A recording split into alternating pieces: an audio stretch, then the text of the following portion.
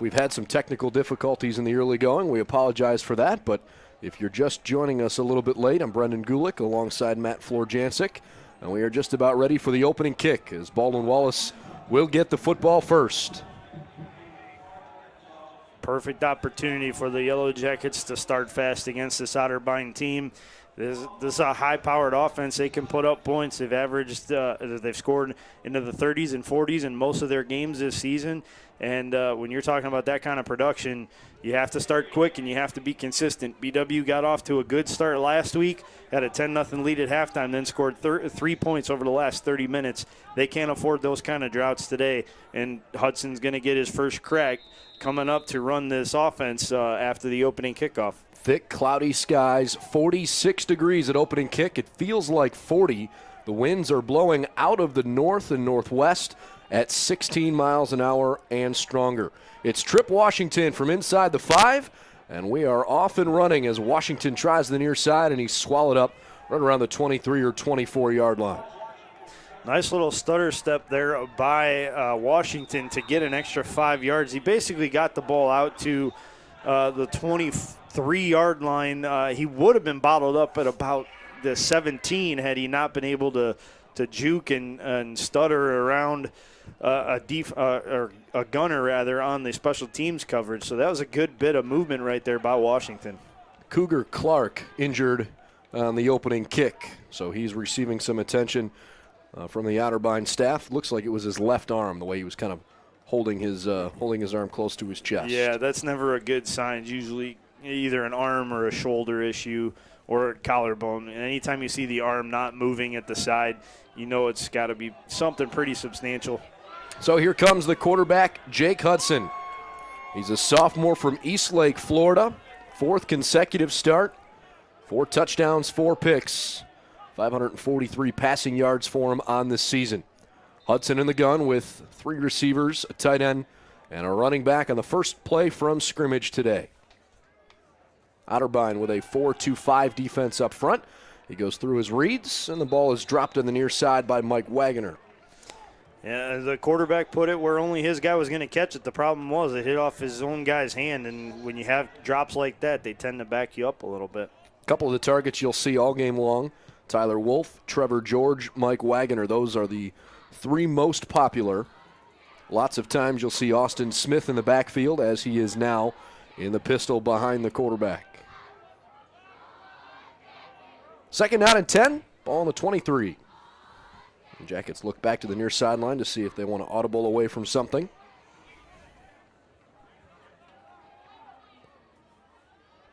Hudson surveys the defense. He's going to hand it to Smith. He picks up a couple of yards up toward the 27-yard line.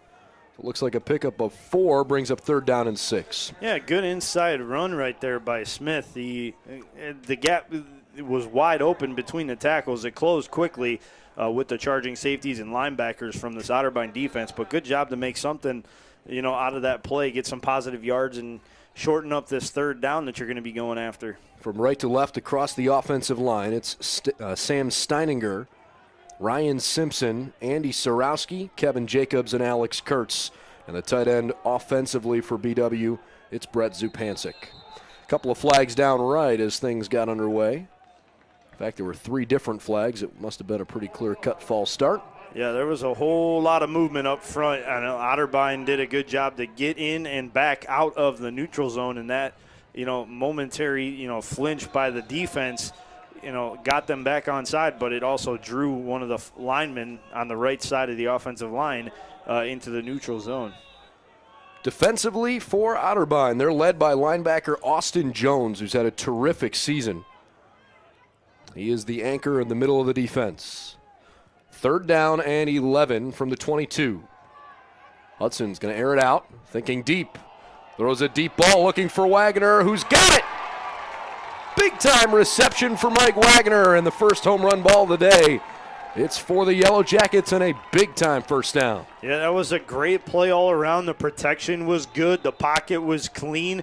Hudson had an opportunity to let his wide receivers get down the field, and Wagner did a good job to slow up, still maintain his advantage over the defensive pressure, and catch the football. Free play coming with the offsides after the 43-yard completion.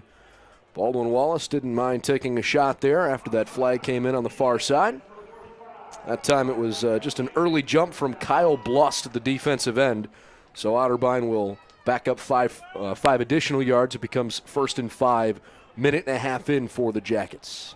And that's a sign that maybe the defense was caught off guard. You know, they're trying to play, jump the snap, play very fast up front. Maybe that long pass down the field caught them in a situation they didn't want to be in. So they're going to try to pressure Hudson, being the fact that he's a young quarterback, but he's handled it well so far. 1st and 5 from the 30. Zupancic, the motion man. Hudson's going to keep it. Goes right over center before he's hit a couple of times. Looks like the first one to get him was the free safety, Tyler Cook, who came up toward the line of scrimmage. Brings up 2nd down and a very short one. You can tell here Baldwin Wallace doesn't want to let Otterbein get a new group out there. They're going to run the hurry up. It comes to Wagner, and Hudson overshoots him. Incomplete. Wagner was open on that pseudo screen pass, and Hudson just put a little too much mustard on it. Not sure it would have gone for a ton of yards, but it would have at least gotten you that 3rd down conversion. That's 3rd and less than 1. Austin Smith trusted with picking up the first down, and he does. He is about 2 yards past the stick. We'll see exactly where they mark him, but it will at least be the 24. So Baldwin Wallace with a couple of 3rd down conversions here in the first series of the game. Certainly a good thing. They keep it alive. Very good sign for this Yellow Jacket team. 3rd and 4th down were a little rough for them last week, and to see them coming out and starting well from 3rd down is always a good sign that the offense is showing growth. BW on the year has converted 33 out of 76 first downs entering today. So they're just a little bit under 1 out of every 2. 1st and 10. Smith up the middle. He had himself a nice hole, picked up almost 7 yards down inside the 20 to about the 18-yard line. So Otterbein has not come up with a real true stop yet. No, and they've kind of been their own worst enemy, too, getting bad position on the long pass down the field and then committing an offsides penalty. They've been really antsy up front, and it's cost them so far. They haven't been able to get the pressure that they wanted. Jalen Liggins, the near side corner, who is opposite Mike Wagner, who caught that big 43-yard catch. Hudson rolling Wagner's way, lets it go, and it's incomplete. And boy, did Hudson pay for that. He got smoked on the play by Jake Harper. Yeah, a good shoot through the hole. Really, Harper did a good job to kind of throw a wrench into the works, and then Kyle Blust came up as well from his defensive end spot to finish the job and really put his helmet into the chest of Hudson. So it's 3rd and 4. And we've called Blust's name a couple of times coming from that far defensive end spot. He's been involved, no doubt. Tyler Wolf tightened up on the near side. 3rd and 4 from the 18. Hudson throwing on the run toward the back corner of the end zone and incomplete. Looking for Trevor George, but overshot him. And it sets up a 4th down as Otterbein is able to at least hold firm here for a moment. This is decision time for the Jackets because this is not a real comfortable spot for them if they think about trying to kick a field goal. No, you'd be talking about a 36-yarder, and that would be with the wind doing all sorts of crazy things going from left to right across the field. Last week, Simonas buried them from 38 and 39, but when you're this close, you want to get 7. You don't want to settle for 3. So Chad Steinwalk's entered. He's number 17, second receiver from the bottom on the left. It goes to the right side, and it deflects off of Tyler Wolf's hands. Incomplete. The Cardinals somehow hold. Break, yeah. They bent, but they did not break. Couple incompletions there really come back to haunt the Baldwin Wallace Yellow Jackets, and now it's going to be up to their defense to see what they can do against one of the best quarterbacks in the Ohio Athletic Conference in Logan Stepp. This young man can sling it, he can run it, and he is a threat to get to the end zone. Logan Stepp, big kid, 600 yards on the ground. Take some of those off if you're talking about the number of times he's been sacked. But 8 touchdowns on the ground. He's run for almost 90 yards a game. First play from scrimmage, though, he hands the football off to Christian Johnson, who's eventually upended after a short gain.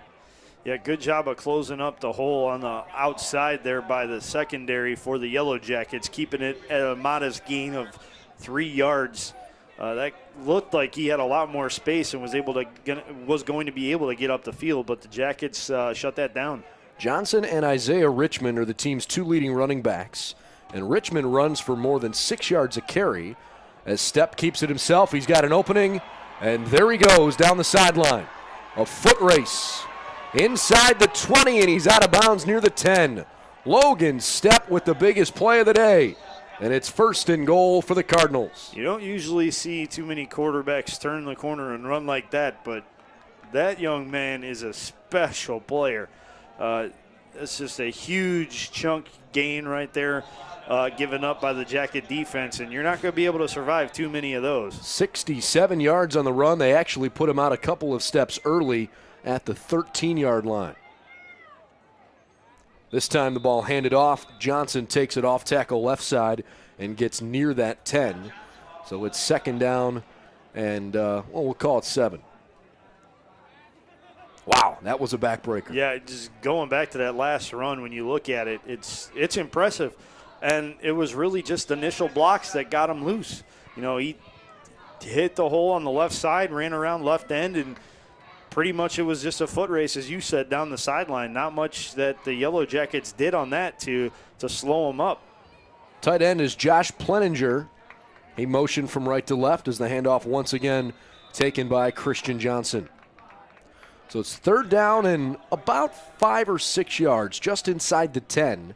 They need to get down to the 4 in order to pick up a 1st down, and they can get a 1st down without getting a touchdown. Cardinals at times this year have also struggled to put the ball in the end zone. Both teams with one gigantic play in their opening series. Baldwin Wallace had a 43-yard pass on 3rd down. They did not turn it into points. Otterbein trying to avoid a goose egg of their own. 5 seconds to get the ball off. Stepp just gets it off in time. He's going to keep it, goes right up the gut. Dives for the 1st down. I think he's a little short. About 1.5 yards short, it looks like. So Logan Stepp doing it mostly with his feet, and Otterbein's going to bring out the special teams unit. Cardinals want to strike first. Remember, they will get the ball first in the second half, so they might feel like this is just an easy chip shot field goal for them as Joe Sanfilippo comes on to send it through. 8:43 and counting in the first quarter. Snap is back, ball down. The kick is up and good. Easy money for Sanfilippo. Well, thanks to the big 66-yard scamper from Logan Stepp, a very quick drive, and Baldwin Wallace's defense is at least able to keep them out of the end zone, but Otterbein strikes first midway through the first, and they've got a 3-0 lead.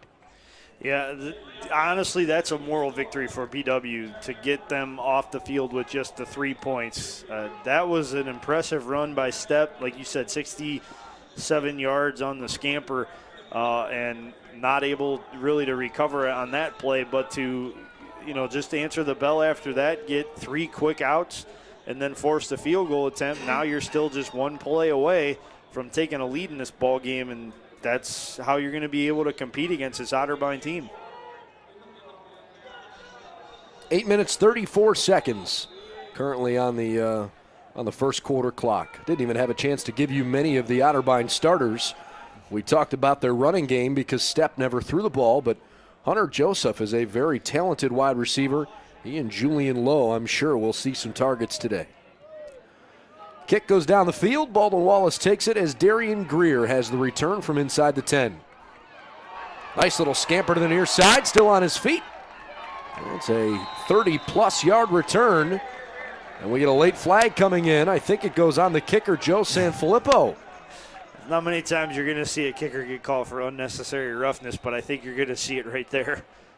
Lucas Ousley is also struggling to get up right around midfield. Almost looked like maybe he was dealing with some cramps. Yeah, I definitely think that's part of it. I can't remember the last time I saw a kicker charged with a personal foul late hit after the play. It's been a while, a long while for me, actually. I don't know that I've really ever seen that, but I think he's going to get some credibility with his football team if they get off the field without giving up points on this drive. So the Yellow Jackets go back out there offensively, trailing 3-0, and we'll see if Jake Hudson can maybe connect on one of those shorter passes. 1 for 6 in that first drive for 43 yards. But, of course, it was the one big pass. Hudson's got 3 targets out there.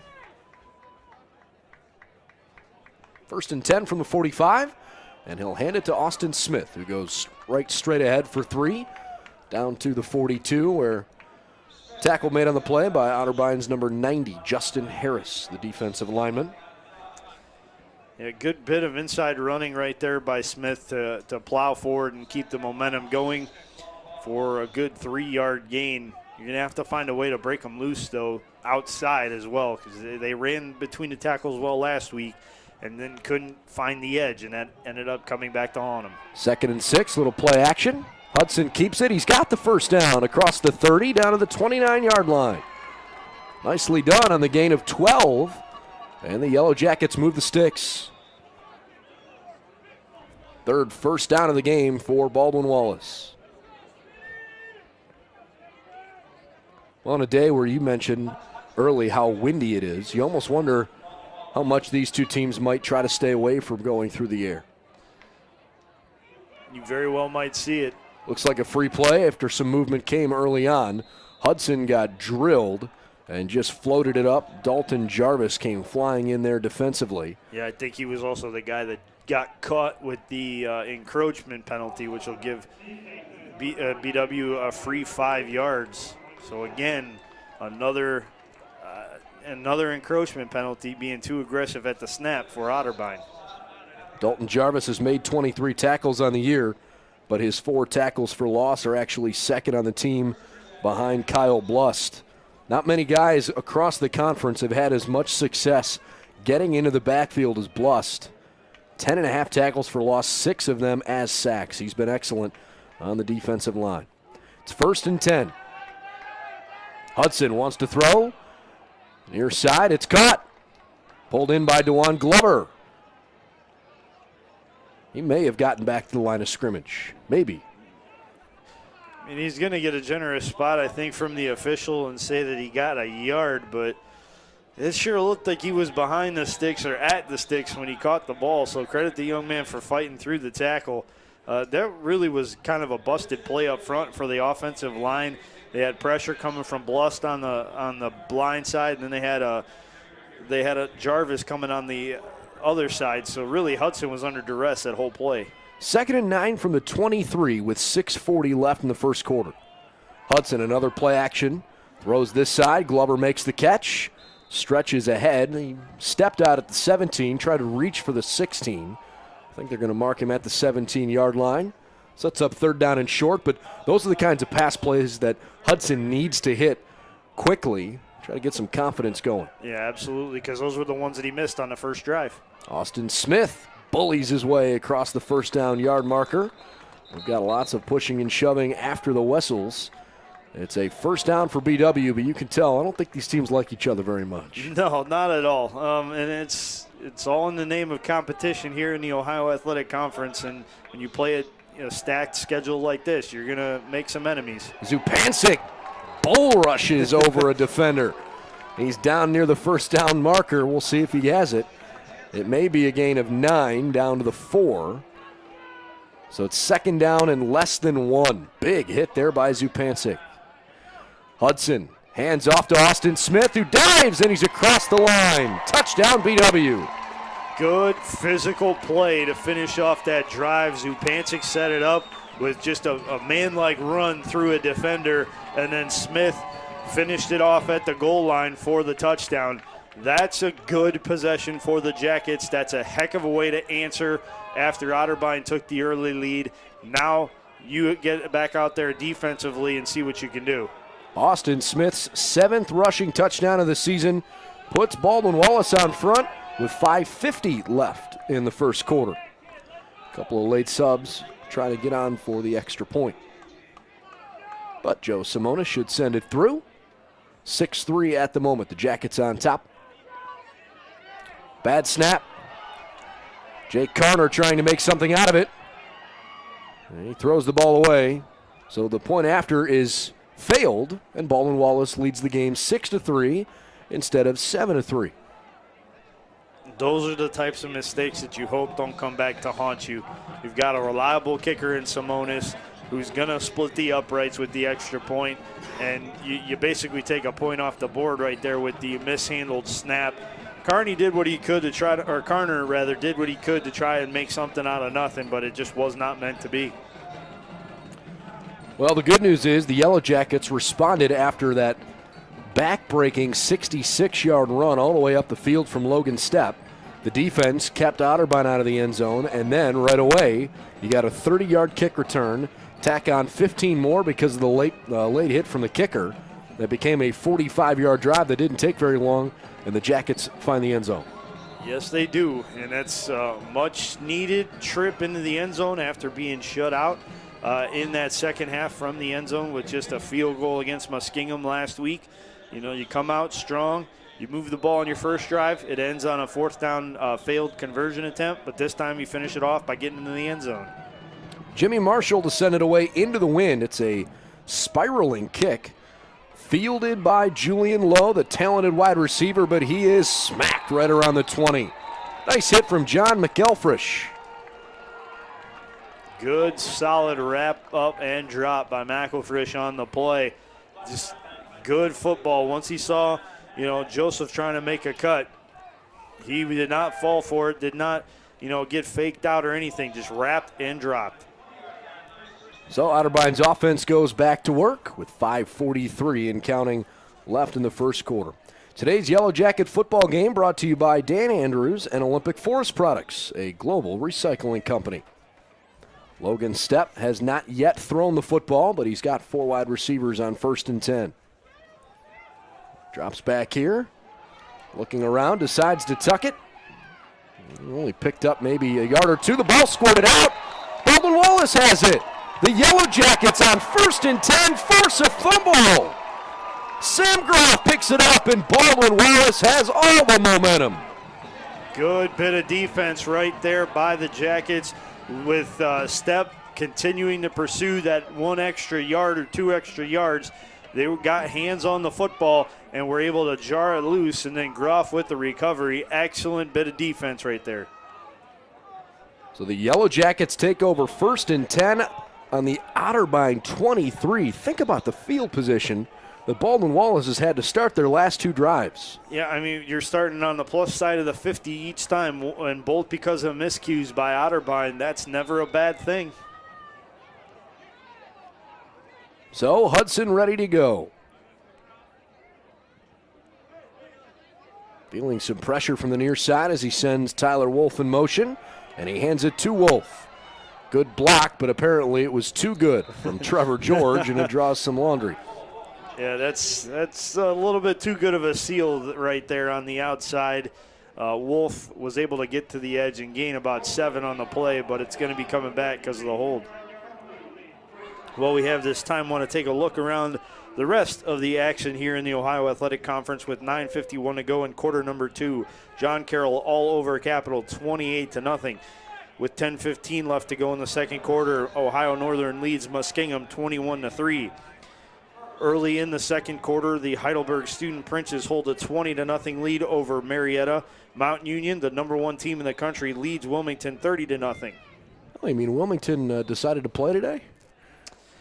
That's always a tough matchup anytime you see the teams like Wilmington and Marietta go up against Mount Union. you know it's going to be a tough day at the office. The talent level is just, I mean, Mount Union probably has more freshmen in their class than Wilmington does on their entire team. Nice pass to the near side. Mike Wagoner's had some early targets. It's a gain of almost 15 yards. Sets up second down and reasonable. Looks like it might be second down and 8. Yep, so you wipe out that penalty yardage, you get it back, and you're in second and manageable again. So they'll officially say second down and 12. Well, that far side official had run up to initially. He was inside the 20, but they put the ball down at the 21. Nevertheless, Smith steps up to Hudson's right. It's a fake handoff. Glover again. And the flat on the far side runs out of bounds. Well, it certainly seems to me like Jake Hudson is finding open space with a lot of those 5-yard outs. Doesn't matter which side of the field he's working right now. Yeah, and that's good because its short passes really didn't work on the first drive, but now they're starting to come alive, and this offense is moving pretty good. 3rd and 2, Smith in the end zone. 15-yard touchdown run for Austin Smith, and Baldwin Wallace's offense has really played well in the first quarter. And John Snell signals for them to go for one, so they're going to try again for the PAT after the first one was unsuccessful because of a mishandled snap. Sabonis will be on to try this PAT. That drive did not take long. 1 minute and 8 seconds. Sabonis' kick is up and good. Baldwin Wallace 13, Otterbein 3 with 4:25 left to go in the first quarter. The Jackets force a fumble, and they quickly cash it in for 7. And I thought it was nice, too, that a lot of the offensive guys, when they came off the field, the first guy they went to celebrate that touchdown with, the linebacker, Sam Groff, the man who recovered the fumble and helped set up that drive on a short field. So that tells me that this defense and this offense are in sync right now and that they're playing for each other, and good things can happen when you do that. Jake Hudson 3 for 3, 12 yards passing on that drive. Austin Smith now has six carries for 24 yards in the game, and his second rushing, 6 carries for 39 yards and 2 rushing touchdowns here this afternoon.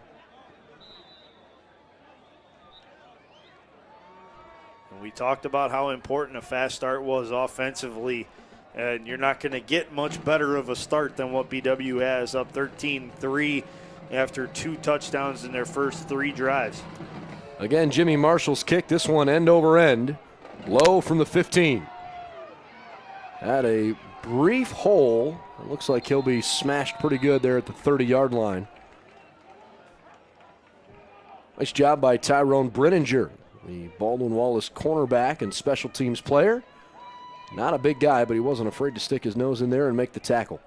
So for Tim Daup's offense, Otterbein now has to really get back to work. And you wonder how much here Logan Stepp is going to try to get the ball to Hunter Joseph or Julian Lowe, because the couple of times that he has dropped back to pass, he either hasn't liked what Baldwin Wallace's defense has put out there, or he's just thought all along, okay, I'm going to find a hole and take off myself. Yeah, and that's not been very successful for this offense, but he's got to find a way to get others involved. It was actually a backwards pass to the far side of the field, but it was caught, and a couple of yards later, I believe that was Peyton Vanderkoy with the catch. Sure was. 2nd down and 1 after Nischwitz made the stop. Under 4 minutes to go in the opening quarter. 2nd down and 9. The ball's on the 31. Motion man is the tight end. Nick Durst once again moving further to the left in the formation. Stepp hands the football off. This time it's Isaiah Richmond out of bounds on the far side. A short gain. And the first couple plays of this drive from the Cardinals haven't done much at all. No, they haven't, and that's quite surprising given their rate of success earlier in the year. They're not really having much success against this Baldwin Wallace team. Credit the defense and the guys for executing to keep Otterbein at bay. This is the first time we've seen Isaiah Richmond all day. First couple of series, it was Christian Johnson in the backfield. 3rd and 8. Step. Spins out of one tackle and into another with a late flag coming in, but big hit from Baldwin Wallace, the sack from Kyle Uleman, and we'll see what happens. It looks like an illegal hands to the face on Otterbein, and that's why the referee said that BW is going to decline it. We will see, though.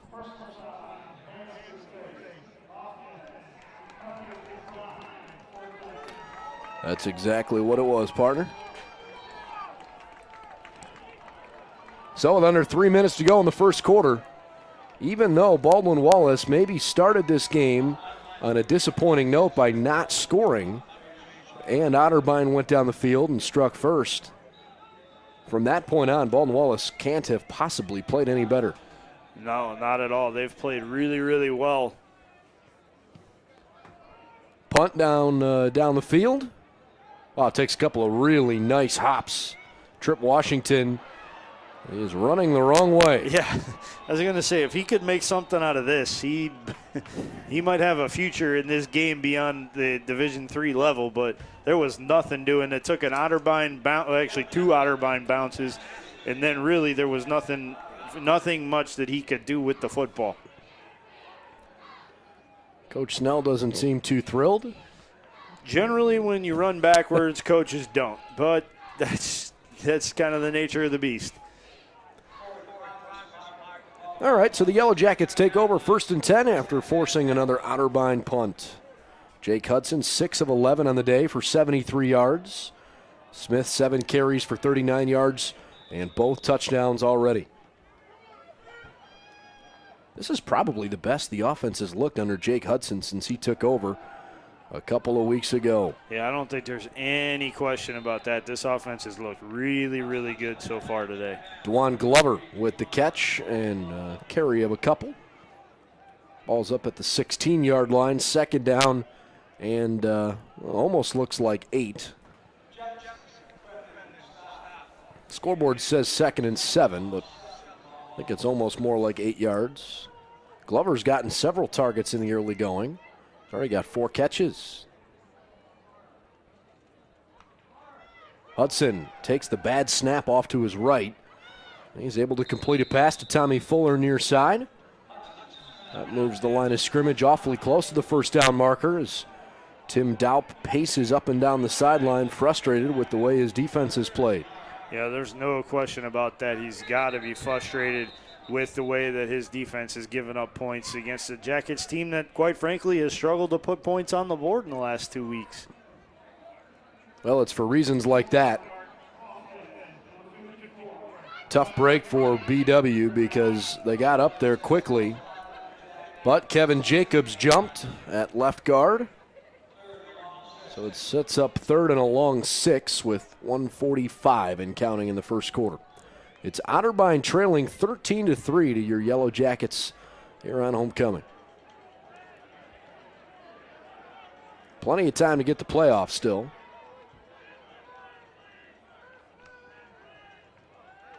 Hudson feeling some pressure, gets rid of it. Fuller broke out of a tackle, and he's got the 1st down. Good bit of after-the-catch effort right there by Tommy Fuller to squirt free from a defender and move the ball upfield past the chains. Second effort from Tommy Fuller created yet another 3rd down conversion. Well done by BW. They've converted several times on 3rd down already. 5 of 7 in 3rd down conversions here in the first quarter. You have those kind of numbers, good things are going to happen, and they have so far for BW. It's 1st and 10 from the 27. Tyler Wolf on the jet sweep. He's got a little space, finds the sideline, and he's got a 1st down. That play set up very nicely. He had the initial block on the end to seal him off, and then he had wide receivers running in front of him to pick off the defensive back and outside linebacker, and that gave him an opportunity to get upfield for the 1st down. Good bit of teamwork right there by the Jackets. They are really humming along offensively. It's a 13-yard run And a first down to the 40-yard line. Glover moves into the backfield. Hudson's going to throw. And it's tipped at the line of scrimmage. Very well done defensively. Glover caught the ball. He's keeping the play alive. He's over to the far side out of bounds. He actually lost 2 yards. He would have been better. Hold on a second. How exactly did that happen? I mean, I'm watching the play, and I clearly thought I saw the ball hit the ground. It wasn't a backwards pass because Glover was ahead of the quarterback, unless they said it was a fumble because it was a backwards pass. But I don't know about that call. There we go. Okay. It had to be that Glover thought the ball was a backwards pass and jumped on the fumble, tried to advance it. But yikes. It's an unnecessary hit that he just took on that play. I was a little confused for a second. Nevertheless, Fred Hargrove did a nice job of swatting the ball away. Yeah, fantastic effort by the outside linebacker right there to stick a big mitt up in there. He's listed as a wide receiver, but using him a little bit of everything right now on defense and on offense. Good play right there to really throw a wrench into the works for BW. Hargrove, a freshman from Walnut Ridge High School in Columbus.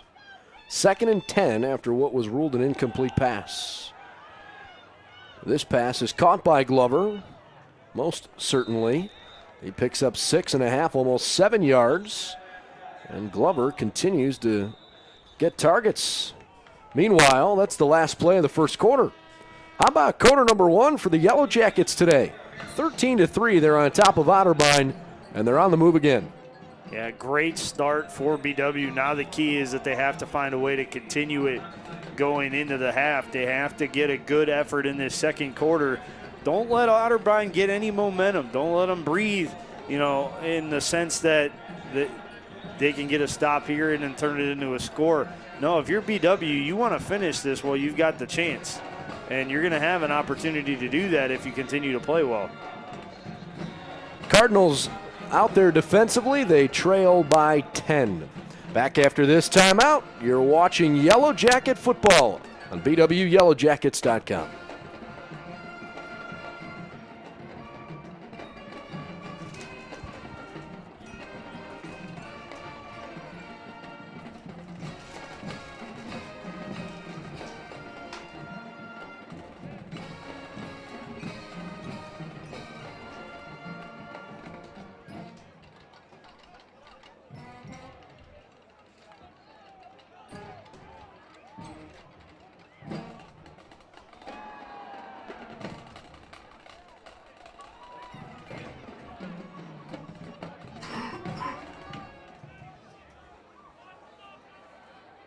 Back for the start of the second quarter at George Finnie Stadium on the campus of Baldwin Wallace University. It's 3rd down and 3 for BW. They're on their own 47-yard line. They need midfield for the first down.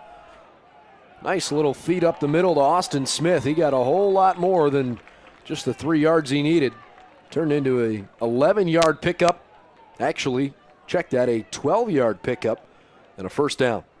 Yeah, good inside running by Smith. Credit the guys up front, the tackles, the guards, and the centers, or the center rather, for really making that play possible and getting Smith down the field. Triple option, they decided to go with option number 1. Sometimes that's the best one. So 1st and 10 from the 41-yard line. Hudson in the first quarter, 11 for 17. He threw for 111 yards. Austin Smith had 2 touchdown runs. He's got another carry coming here as he got blasted there by the second-level defender, Deshaun Jefferson. I think the thing that sticks out to me more than anything else, though, Matt, I don't know if BW has had any negative plays all day. No, they really haven't. They've done a good job to stay in front of the sticks, and they're not making mistakes either, and that's critical when you can combine those two things. That results in the type of advantage that you have on the scoreboard right now. Wagoner picked up a couple, It's third down and less than a yard.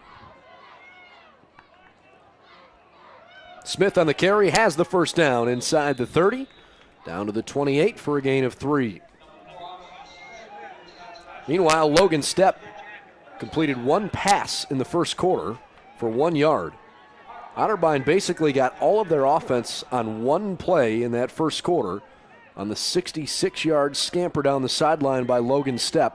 The other 8 plays, they combined for 8 yards. I mean, other than that big play, defensively, BW has been doing a good job to keep Otterbein off the field and ineffective when they are on the field. They've also generated a turnover, which they turned into 7 points on the touchdown. BW 32 plays for nearly 200 yards of offense already. Hudson on the fake handoff. Scrambling around, looking for some help, and he overshoots Tyler Wolf.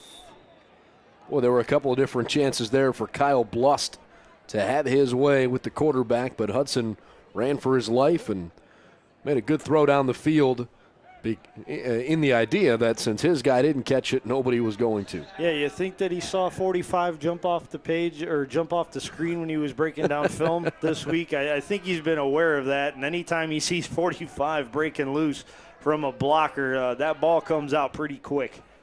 He's still going to take a hit, but credit him for being very intelligent to get rid of the football without taking lost yardage and risk a turnover. BW leads by 10 on 2nd and 10 early in the second quarter. Austin Smith up the middle for a gain of a handful. He's down to the 23, 24-yard line.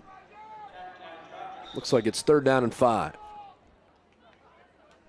Very well within range for BW to get another third down conversion. They were 5 of 7, I believe, on their first 2 drives of the game.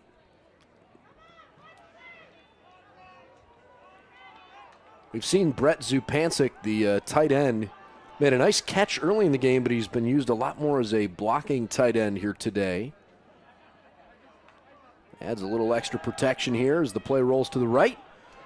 Nice catch on the near side from Brian Cook, making his first catch of the game, and another BW first down.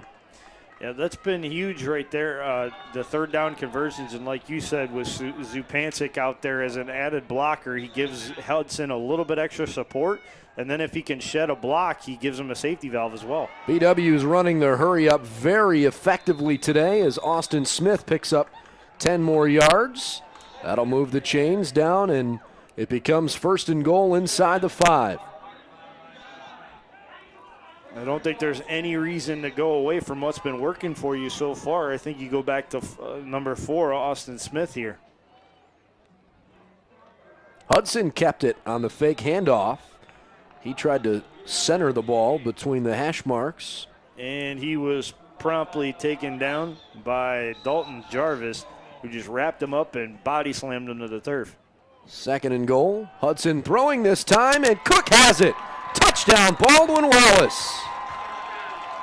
What a start by the Yellow Jackets. They have a chance to make it a 17-point game with a clean execution on the point after. How about that? 8th receiving touchdown of the season for BW, and the only player with more than one is Brian Cook. That was his 3rd of the season. And I believe he missed the first 2 games of the year due to injuries, so that gives you... Yeah, it's just his 8th catch. He's got 3 scores and 8 catches. Yeah, that's a pretty good ratio right there. BW with a 19-3 lead, and Joe Simonis' extra point makes it 20-3 with 11:31 left in the second quarter.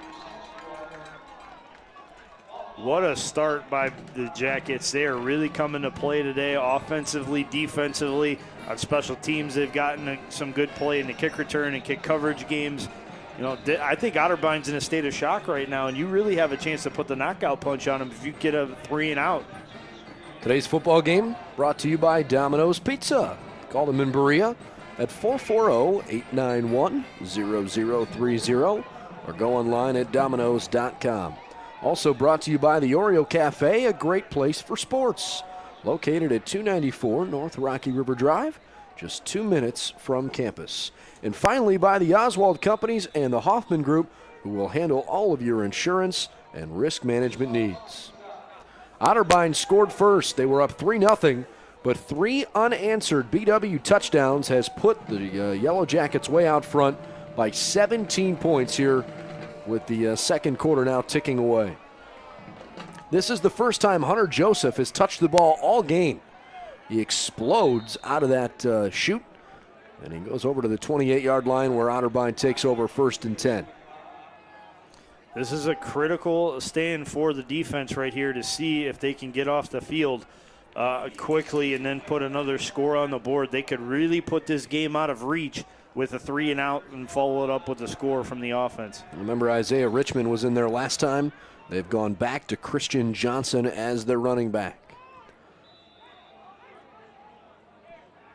Julian Lowe, the slot receiver on the left side, his step stands in the shotgun. He fakes the handoff, finds a wide open Cardinal. Peyton Vanderkoy. And he's gone. One play, touchdown, Otterbein on a 71-yard play. 71-yard touchdown with a 66-yard run on the first drive of the game. You look at those 2 plays, and they've 137 yards, if my quick math is correct. Otterbein doesn't have too many more than that, so really the big play is what's kept Otterbein, or what is keeping Otterbein, I should say, in this game. Just Vanderkoy's second receiving touchdown of the year. His longest catch prior to that was 34 yards. That was the longest play from scrimmage that Otterbein's had all season. Sanfilippo up and good with the extra point, and the Otterbein Cardinals don't waste any time. It's 20-10. In the blink of an eye, momentum sure changes. That kind of took the wind out of the Yellow Jackets' sails defensively. Now the offense has an opportunity to go back on the field to see what they can do. Wow.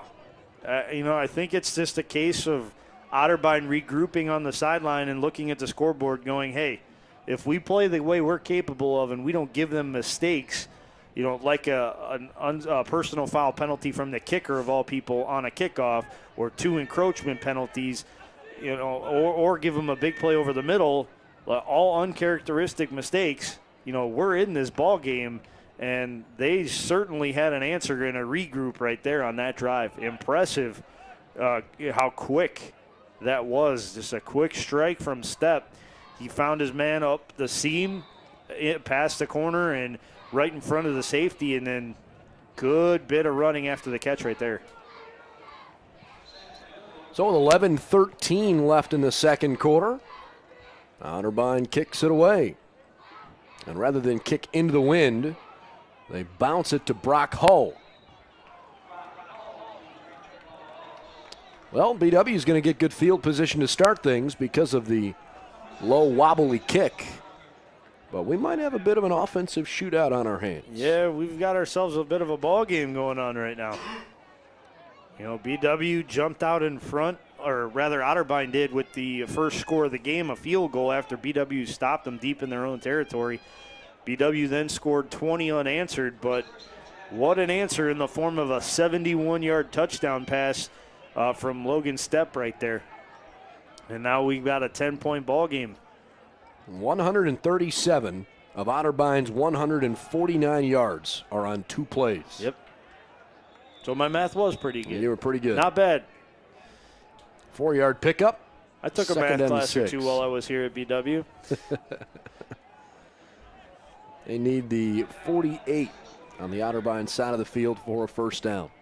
The other thing that Baldwin Wallace has done today, better than any time that I can remember in recent memory, this year or further, they're 8 of 10 on 3rd downs. Yeah, that's really unheard of. That's efficiency plus some, because that's 8 of 10 is unheard of. Otterbein's defense just can't get off the field. Hudson's near the line of scrimmage. He tucks and runs out of bounds, just shy of midfield. Gain of about 3 yards, though. That's a good gain off of what was pretty much nothing doing on that play. 3rd down and 3. Right up the middle. It looks like it's enough for a first down. Not by much, but BW appears to have gotten it. That was Nigel Henderson who came in for the carry. No Austin Smith out there at the moment. Wolf, George, and Wagoner out wide to the left. Tight end is Charles Ellis on the near side. So Brett Zupancic getting a breather too. Sophomore Hudson may be having his breakout game today.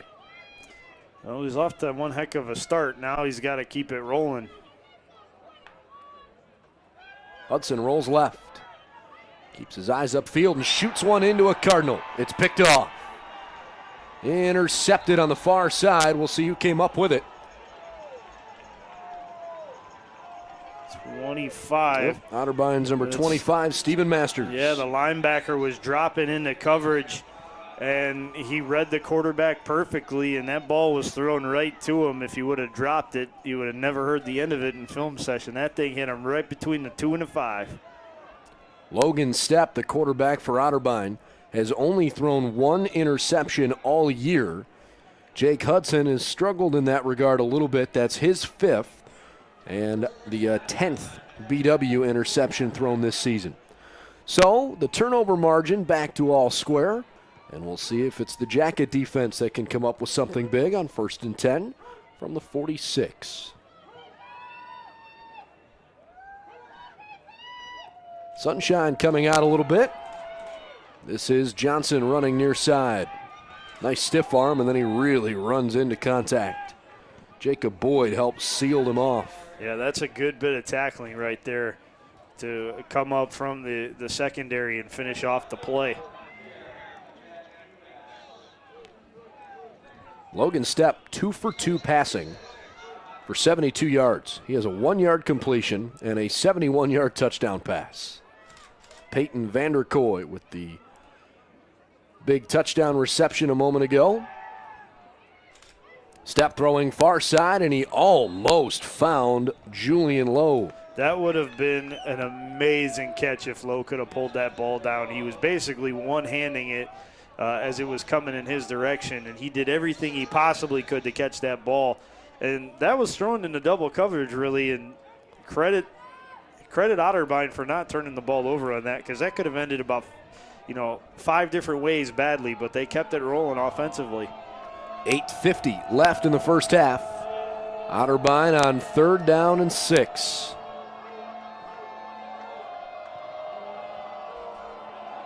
BW fans coming to life.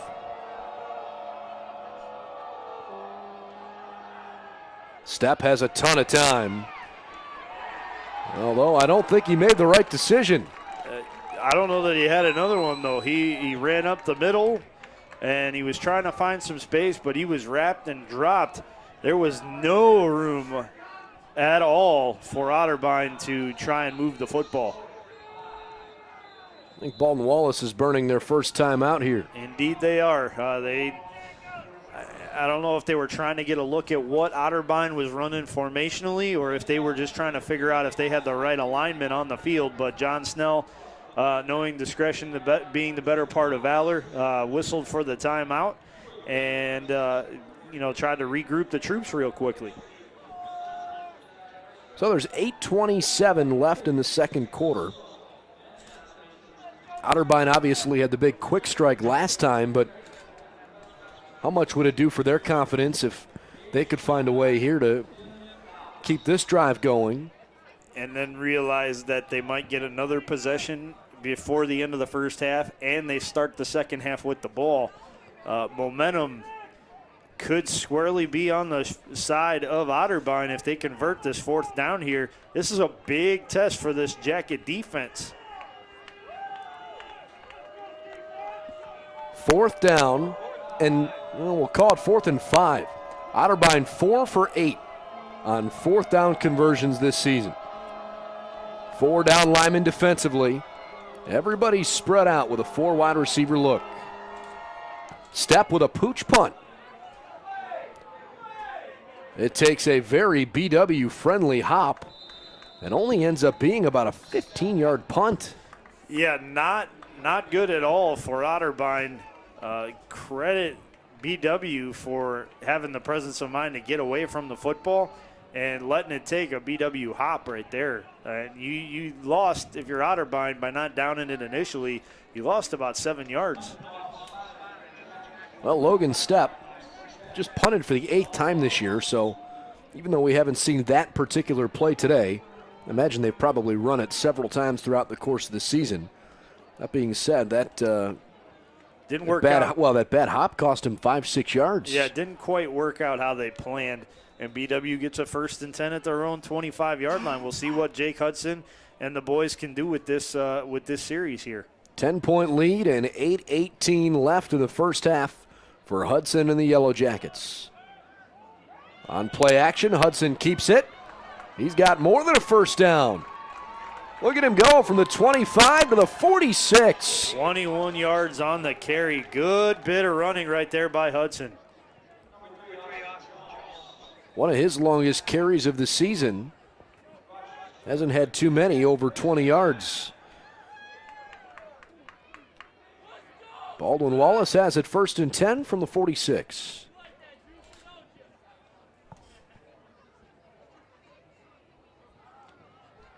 Well, I think you're finally starting to see why there's a lot of confidence in Hudson's ability to run this offense.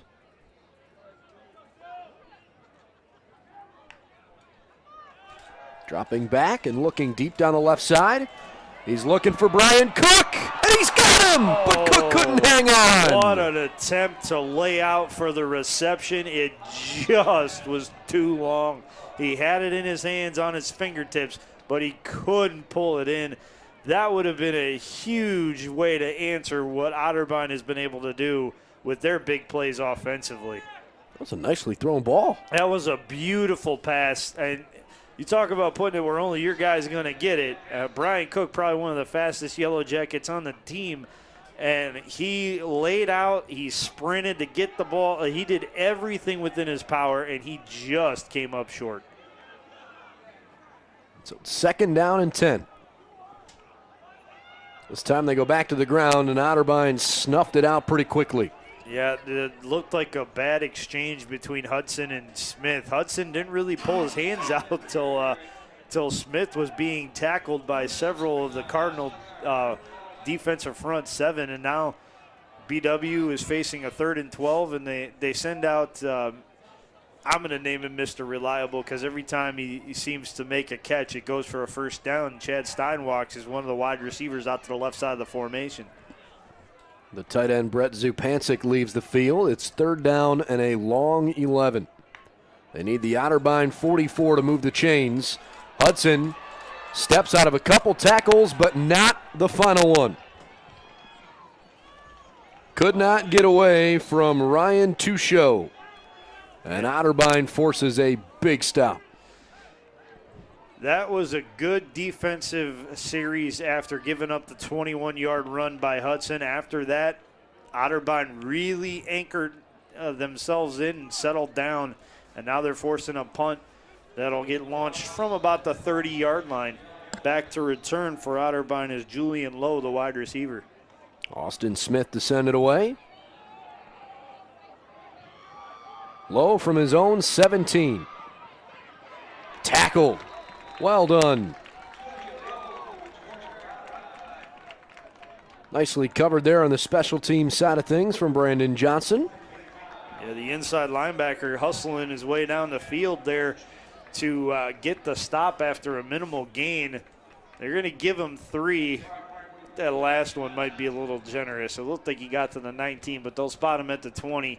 And Otterbein takes over possession, 80 yards separating them from pay dirt, but we've seen that hasn't been much of an obstacle in their first 2 scoring drives with the big plays. 6:05 to go here in quarter number 2. Logan Stepp in the backfield. He sends Isaiah Richmond out, running up the middle instead. Not a bad little play, picks up 8 yards. 2nd and 2. Why don't we take a look at the rest of the conference scoreboard here, too, and see where things are at. Well, at halftime in University Heights, the Blue Streaks of John Carroll all over the Capital Crusaders, 42-0. Also at halftime in Ada, Ohio Northern, mauling Muskingum, 31-3. Anytime the Polar Bears meet fish, usually bad things happen to the fish, but and that's in real life. But on the football field, it's applying today, too. Logan step, far side, and a nice effort, but no catch. Couldn't get a foot down. It looks like it was close, but he was just pushed out of bounds. Other scores at the end of the second quarter, Heidelberg all over Marietta, 34-0. And the Mount Union Purple Raiders at the start of quarter number 3 in Alliance lead the Wilmington Quakers 37-7. It was the first time Hunter Joseph has been targeted all day as receiver. He does have one kick return in the game, but surprising that he hasn't touched the ball much. 3rd and 2. Ball's on the 28. Step lobs it up over the middle, too far out in front of Joseph. He is stomping on the ground, asking for a flag. He might have a legitimate case on that one. It looked like one of the Jacket defensive backs stuck a hand in there a little bit early and kind of hooked him and prevented him from catching the ball. He is all over that official on the sideline, and I tell you what, he better watch himself. Next time he addresses an official, he might want to do with a yes, sir, no, sir, before he gets a flag for unsportsmanlike conduct. Well, he just threw his helmet on the sideline. Hard to blame him from being frustrated. Fair catch called for, and the Jackets have it at the 35-yard line, as Trip Washington said, all right, well, we'll just start from here. 5:16 left in the second quarter, and even though Otterbein got that quick strike touchdown, we really haven't seen much from this Cardinal offense outside of 2 plays. Elsewhere around the state, the Denison Big Red off to one of their best starts in his school history after a win against Wittenberg last week, their first since 1989. They lead Allegheny 21-7 with 8:08 to play in the second quarter. And the Worcester Fighting Scots holding steady with Wabash, trailing just 21-17 at the half. I believe Denison is undefeated, 6-0. They're in the top 25 in the country. Congratulations to the Big Red. They had a terrific basketball team last year that went to the NCAA tournament. They won the NCAC. Nice little run across the midfield and a gain of about 20 yards. Tyler Wolf has run that play a couple of times. Yeah, it was a surprising run through that conference tournament. Yeah, they really Denison beat Ohio Wesleyan.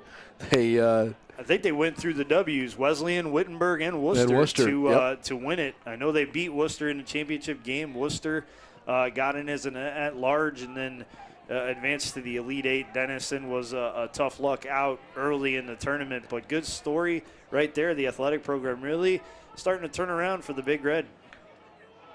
Yeah, last year that Denison basketball program, as Hudson keeps it for a couple of yards near side. Denison actually made the NCAA tournament by virtue of winning their conference tournament. They lost to Alma, who was making their first ever NCAA tournament appearance. And Alma was outstanding. They made a nice little Sweet 16 run. Alma, that little pod, I guess, was actually hosted at John Carroll. The Blue Streaks were over there along with St. Vincent and then those 2 schools. And Alma was the one that came out of that group of 4. They, if I remember correctly, Alma won a game in the Sweet 16 before losing, but they were terrific last year. Nevertheless, back to the Denison point, they had a really nice season. Incomplete pass for DeJuan Glover. Brings up 3rd down and 7.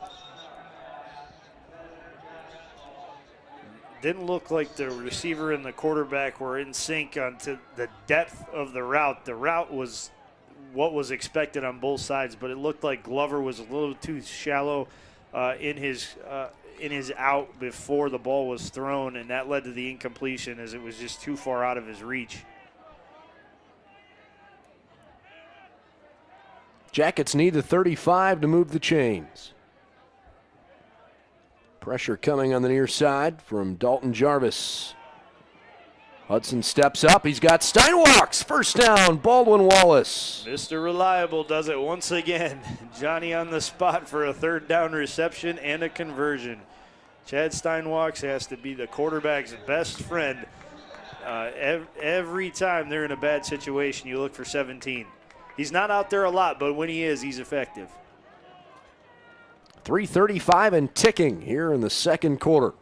Baldwin Wallace trying to add to a 20-10 lead.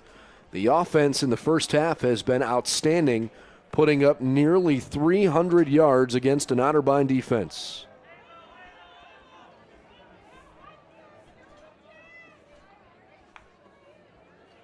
First play of the new set of downs goes maybe for a yard. Not much doing. Yeah, credit the linebacker, Jake Harper, for coming up and shooting through the gap between the center and the guard, that A gap, and stopping Smith for a modest gain of 2 yards on the play. You know, this defense has good pursuit to the football, but BW's had their number. Like you said, almost 300 yards of total offense in the half. I don't think anybody could have predicted that kind of success. Hudson's thrown for 157, and then another 129 on the ground for the team. That one's thrown out of bounds to the far side. Each team with a turnover in the first half. Hudson is wise beyond his years when it comes to getting rid of the football. Austin Jones, one of the linebackers for this Otterbein team, he was all over that play, did not bite on the play fake, and after about 3 slide steps to his left, Hudson figured, I'm just going to put this one out of bounds and not take a huge loss. 3rd and 8 from the 30 with 2:33 left before halftime. Yellow Jackets have converted all day long on 3rd down, and they've got another one. Can you believe it? Austin Smith all the way up to the sticks again, and they'll move again. 11 for 14 on 3rd downs in the first half. That might be the best performance on 3rd down I've ever seen out of any football team, regardless of level. That's just efficiency personified right there. Austin Smith tackled near the 20 after picking up 1. And the clock will continue to tick. Baldwin Wallace trying to use as much of that clock as they can because Otterbein will get the football to start the second half. Meanwhile, Hudson wants to make sure he's got the right play. He's under 2 minutes to go before the halftime break.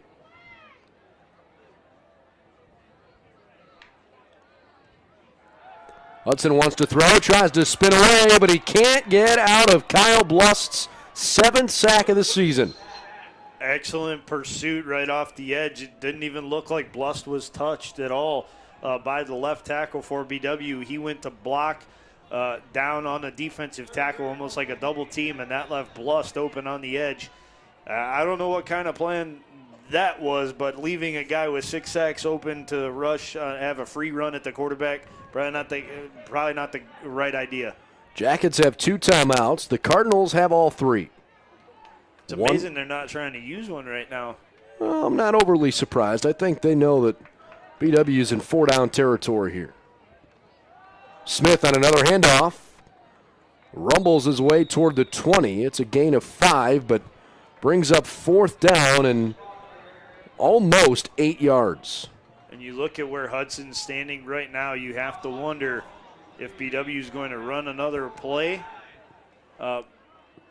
or if they're going to let that play clock tick all the way down and then burn a timeout. John Snell standing there with the near side official, so you would think that's the plan. It's a smart plan knowing that Otterbein has that quick strike capability. I mean, with the way that they've put up yardage, BW has 300 yards, but it's over established possessions. Otterbein in 2 plays has 137 yards. Those are their 2 longest plays from scrimmage. So taking time away from an Otterbein team that's known for their quick strikes, not a bad way to go. 56 plays for 296 yards in the first half. Just to give you a point of reference, that's what Baldwin Wallace has done in the first half. Otterbein defensively averages only giving up 360 yards per game. So Baldwin Wallace has nearly done in the first half today what Otterbein has averaged in their first 6 games of the season, and they still haven't even played Mount Union yet. So that really is a pretty true testament. That's a true stat. Anytime you play Mount Union, usually those numbers get out of control pretty quickly. But, this is a good defense for Otterbein, and they really haven't shown much in the way of abilities to stop the Jackets. There were a couple back-to-back drives where they forced a punt and they got an interception. But other than that, BW's been able to move the ball pretty darn effectively. Joe Simonis on for what looks like a 38-yard field goal. High snap, but he's into the kick with the wind at his back, and it is good. Baldwin Wallace adds 3 before the break.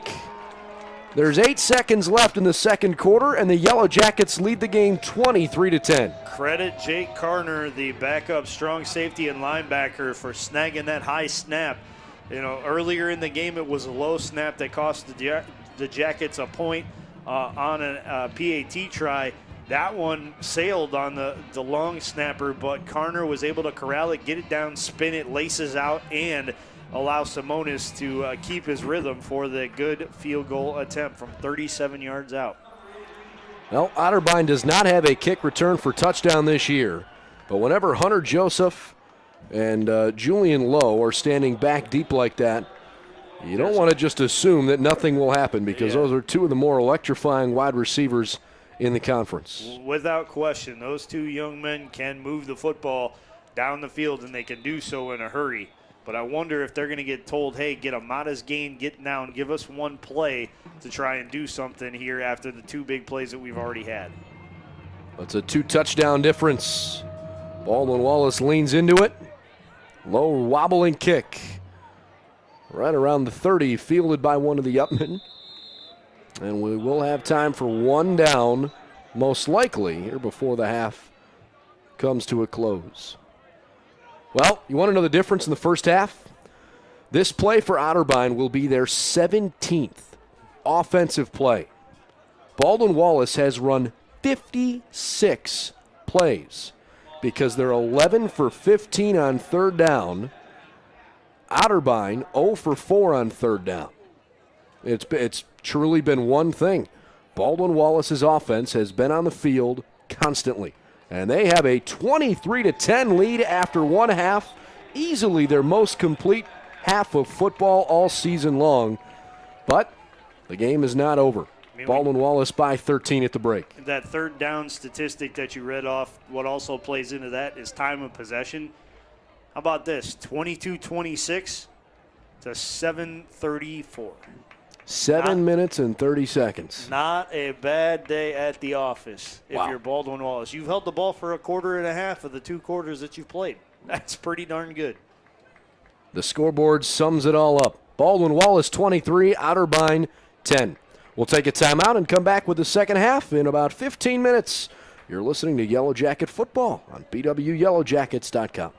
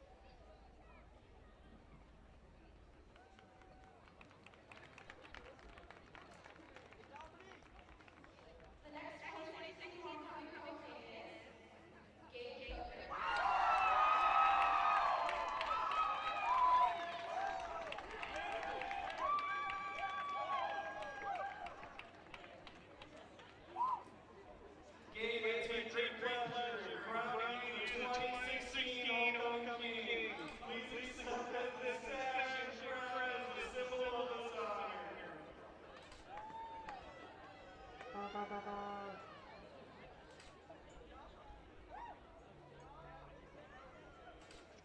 you, Diageo. Academy accepts the sash with it promise to uphold and protect the ideals that are part of our tradition.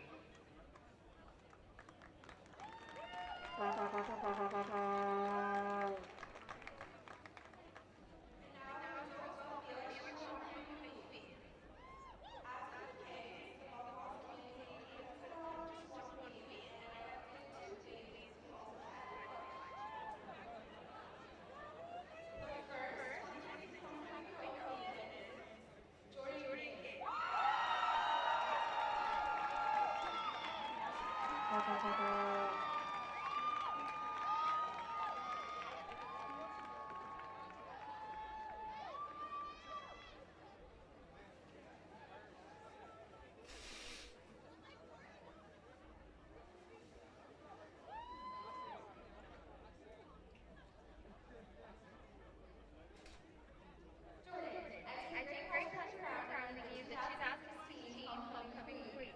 Please accept this crown as a symbol of this honor. Thank you, Madam. I ask you to accept this crown, and with it I promise to uphold and protect the ideals that are a part of this honored tradition.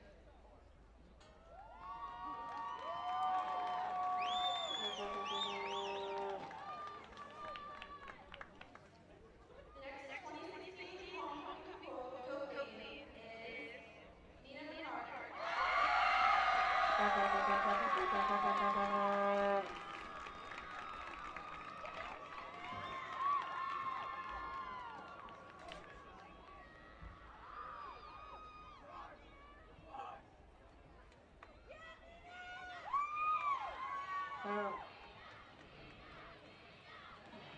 Nina, I take pleasure in crowning you the 2016 Homecoming Queen. Please accept this as a symbol of this honor. Thank you, Madam.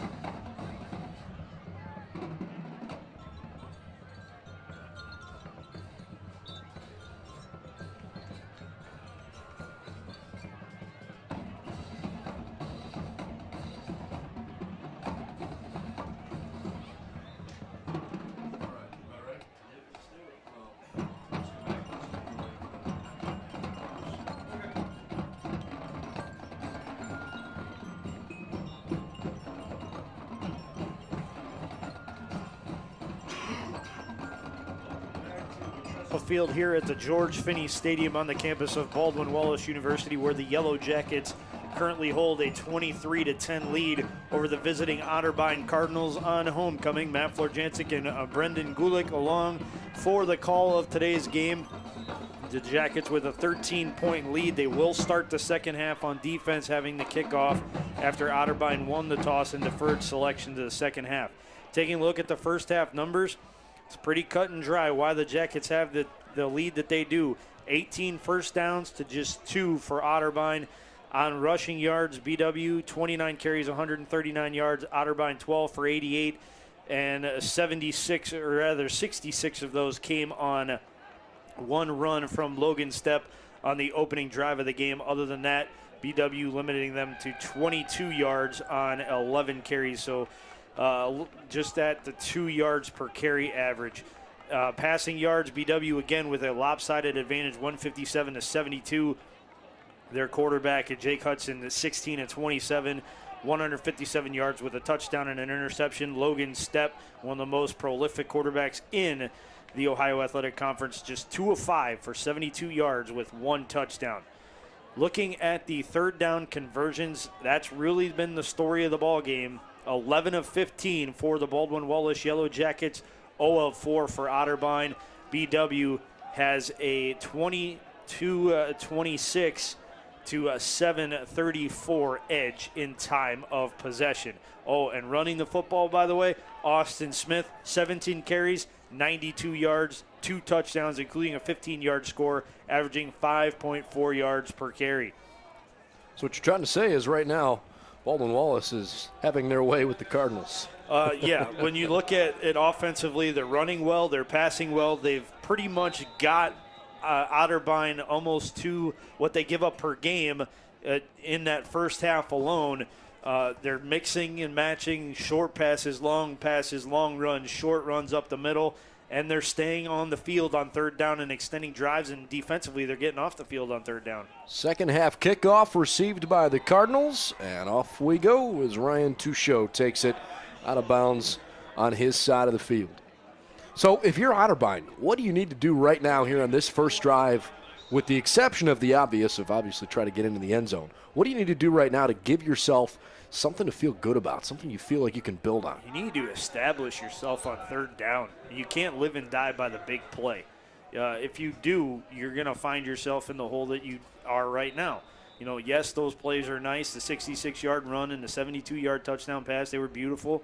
But if you can't find a way to score intermittently, you're going to hurt and you're going to struggle, and that's exactly what we've seen out of this team. Well, their playmakers are on the field as the first play from scrimmage is handed to Christian Johnson. Johnson got a yard before he was swallowed up. That was the first time the entire game that we saw both Johnson and Richmond on the field at the same time.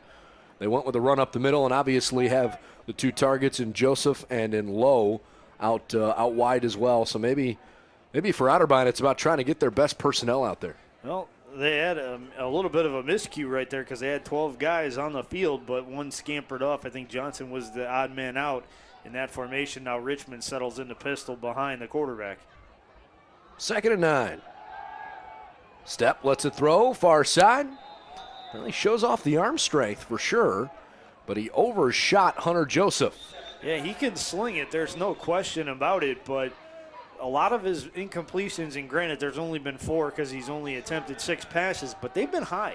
A lot of them still have a lot of juice once they hit the wide receiver's hands, and they've been tipping off the fingertips or out of the palms of their hands.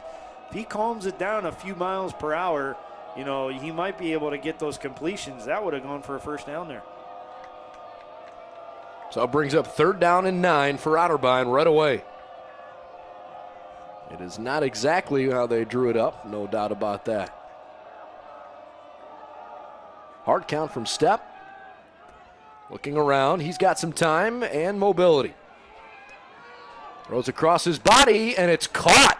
Beautiful play by Tyler Sorge all the way at the BW 45-yard line. Excuse me, great play.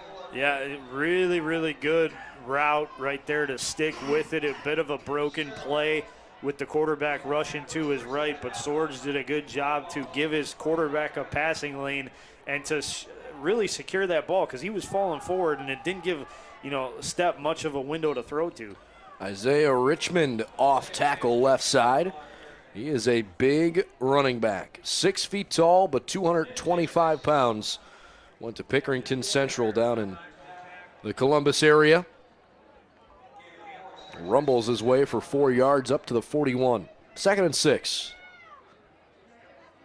Lowe and Joseph both go wide to the left.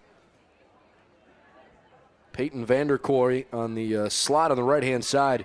He had the big touchdown catch earlier. Designed quarterback draw. Step is able to push his way a little further forward than I thought. Yeah, it's 4. Yeah, it's a 3rd and short right now. 3rd and should be close to 2, maybe 3, depending upon where the stick gets dropped. But, yeah, that was a good bit of effort right there by the quarterback. He didn't have much, but he made something happen. Well, they need the 35 to move the sticks. Baldwin Wallace is looking for just their 2nd conference win of the season. Hard to believe that at this stage in the game we'd be saying that, but BW's had a couple close games that just haven't gone their way and haven't been able to get over the hump. But now they've got a chance to get one and hold on to a big lead. This time, it's a quarterback keeper near side and an easy first down. Isaiah Richmond just sealed off the edge, and Logan Stepp took care of it. Nice little 1-2 tandem there from the quarterback and running back. Yeah, and he had something to say once he got run into the BW sideline. He looked at a couple of players and he started to trash talk a little bit, and they were encouraging the linesman to throw an unsportsmanlike conduct penalty. But, hey, you already got one of those on the kicker. Asking for one on the quarterback, too, that's a lot for one game. 3 minutes and change have passed here in the 3rd quarter. Speaking of passing, a wide open throw over the middle of the field. Julian Lowe makes the grab, sliding down near the 10. It's a big first down. Way too comfortable in the pocket. Step didn't have any pressure. It looked like BW just rushed 3, dropped 8, almost like a prevent defense. And that leaves holes in zones, and that's exactly what Lowe found. 4 receiver look on 1st and goal from the 9. Looks to his right, runs to his left. I think he tripped over one of his right around to the 6-yard line. He picks up 3 as Trip Washington came in for the stop. Washington's not a big guy. He is about 5'9", but he seems to find his helmet near the football more often than not. Yeah, he packs a punch, too. When he hits you, he's going to leave a mark. You're going to know you were in a battle when you see Washington coming downhill your way. 2nd and goal. Otterbein 3 targets left side. This time their motion man is the tight end. That's Josh Pleininger. Richmond on the handoff, and that's easy. Touchdown Cardinals. Isaiah Richmond in from just a handful out. And the Otterbein Cardinals go right down the field and score on their first drive of the second half. It's Richmond's 4th rushing touchdown of the season. Yeah, that was way too easy. He turned the corner and kind of turned off the jets and walked into the end zone from about the 4. Wasn't even close to being touched on that play. That's the first true drive that Otterbein could probably feel proud about. Sanfilippo up and good with the extra point. And they really should feel proud about it. That was impressive. They went down the field in less than 5 minutes, and they found a way to get themselves within a score of the Jackets. Now it's up to BW to find an answer. They've been pretty successful at doing that, but they need to come up with one now. They can't let Otterbein try and drive down the field after getting a defensive stop to try and tie this game or take a lead. If you're BW, you want to come out, you want to make a statement. Yeah, you got your defense on your heels a little bit. They caught you off guard, had a nice drive to start the second half. Now it's up to you to go answer it and try to finish it off. Taking a look around at the rest of the Ohio Athletic Conference, John Carroll all over Capital after 3 quarters. It's 56-0 in favor of the Blue Streaks over in University Heights. Ohio Northern leads Muskingum 41-3 with 1:54 to play. Mount Union, no surprise, all over the Wilmington Quakers with 14:46 to play in quarter number 4. Purple Raiders 61, Wilmington 7. And how about this? After Heidelberg started out with a 34-point edge to start the game, Marietta at the start of the fourth quarter has scored 21 unanswered points, and that game is going to be a hotly contested one over at Frost Kalnow Stadium in Tiffin over the final 15 minutes. Wind is really starting to become a factor. You can see the ball is blown off the tee a couple of times, and Otterbein will ask for someone to come over and put a hand on it. Tyler Cook will actually be the one to hold it away. Out of your picture, but the flags off to our right are just whipping off the flagpole as the wind is essentially blowing from the near left corner to the far right corner of the field. It's kind of a crosswind. Yeah, northwesterly wind. Yeah, out of the northwest blowing south across the field. Baldwin Wallace with a kick return coming. Darian Greer. Not exactly a direct route, but it's turning out to be okay. Some laundry on the field at the 10, though, might bring it back. We'll have to take a look. He ran a long way for not going that far, and it is an illegal block in the back. Still Yellow Jacket ball, but now we're going to see the offense come out and try to respond. Really one of their first miscues on the day. I think it's their fourth penalty, but really none of those infractions came back to haunt the Jackets too much in that first half. The key, though, now is to avoid letting them do that in the second half. Well, Otterbein actually used some clock on that drive in the first beginning of this third quarter. They killed almost 5 minutes as Jake Hudson comes back out there with Austin Smith standing behind him. Two receivers stacked on top of each other off to the right. 1st and 10 from inside the 10. The ball's at the 8-yard line. Hudson throws off his back foot, and it's well out of bounds. I think BW got the feeling that was a free play, and it should have been. There was a defensive tackle in the neutral zone, but the referees, they didn't throw the flag. That's 2nd and 10 now. And the way that offensive play developed, it sure looked like Hudson threw it up like, we're going to get another crack at this if it's nothing anyway. So some adversity early in the third quarter. Baldwin Wallace leads the game by 6 points. If you joined us a little late, they did not convert on their first PAT of the game. It was a bad snap, and as Jake Carner tried to run around, he was not able to get into the end zone. Hudson has to throw one long again, looking for Wagoner, and he's got it, but he's out of bounds. Wagoner caught the 43-yarder in the first half on that very first series. Hudson looking for him again, but off target. Beautiful route and a lot of effort on that play. Unfortunately for Wagoner, he just landed out of bounds. There was nothing else he could have done to try and stay in bounds. That young man made every effort possible to try and get that ball down in bounds and just sailed a little bit too much on Hudson. So it's 3rd and 10 for BW. Hudson really pressured, and he had no choice but to let that one fly. Is he going to get called for grounding? Well, Andre Douglas came in and smoked Hudson. Hard to tell without a replay whether or not the contact came as the throw was going off or if it came afterwards. Obviously, if he got hit as he threw, that could have altered the flight path of the ball. Right. But it appears as though there's no flag on the play, and it's a 4th and 10 upcoming. Baldwin Wallace will punt from their own end zone to Julian Lowe. Ball is at the 8. Austin Smith, he gets off a pretty good punt into the wind. Lowe wants it and calls for the fair catch at the 48. About a 40-yard punt into the teeth of that wind. Very well done by Austin Smith. Yeah, and he was doing it under duress, too. There were a couple of guys that shot through the line that really could have had a chance at blocking it, but Smith was able to get the kick off away and get it really downfield far. Not bad for kicking inside your own end zone with the wind crossing at you right into your face. getting the ball out to the 48, nothing to be ashamed of. Now you leave it up to your defense to go make a play. Well, unfortunately, that drive lasted 26 seconds. So we'll see if the Yellow Jacket defense can come up with something big.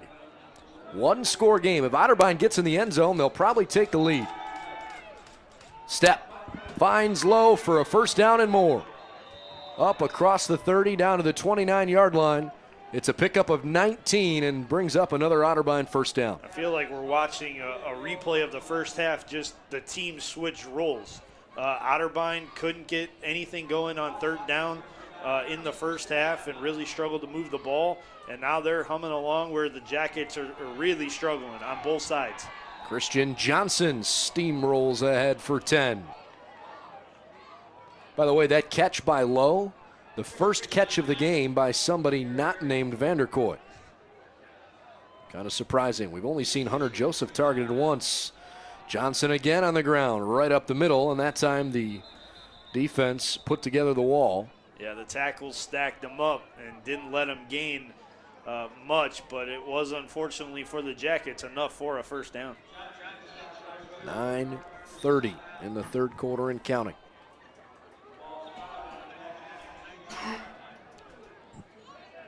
Otterbein facing a 1st and 10 at their BW's 18-yard line. Step in the shotgun. He'll pitch it quickly to Lowe. Lowe around right end. Gets to the 10. Gets inside the 10, but there is a flag down. Not sure if it's going to be a hold, but it looks like it could be in the area of a hold. And it will go against one of the wide receivers who initially sprung low. That'll back Otterbein up 10 yards. Well, certainly not how they drew it up. Didn't mean to step on you there, partner. Oh, that's okay.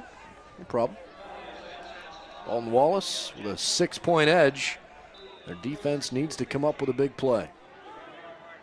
Hey, in that first half, they came up with that big strip of Logan Stepp, came up with the fumble and quickly cashed it in. The turnover battle is tied at 1 in that regard here today. After the penalty, it's 1st and 17. Step to throw. Finds an open man, but he overshot him. Again looking for Lowe, but he couldn't connect. Yeah, that's going to be one that you look back on film and you're going to regret if you're Step, because you had your man breaking free into the end zone and just overshot the target. Looks to me more like 2nd and 16 than 2nd and 17. It appears that the Yellow Jackets need to keep Otterbein from getting within the 8-yard line. Ball's on the 24, so we'll call it 2nd and 16.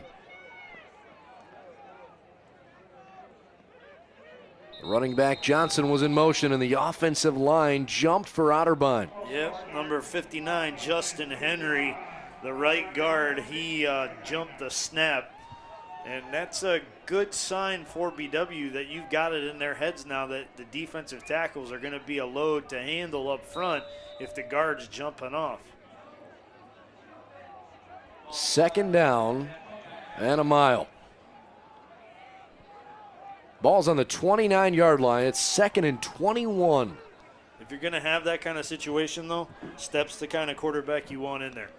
He is certainly a mobile quarterback with a strong arm.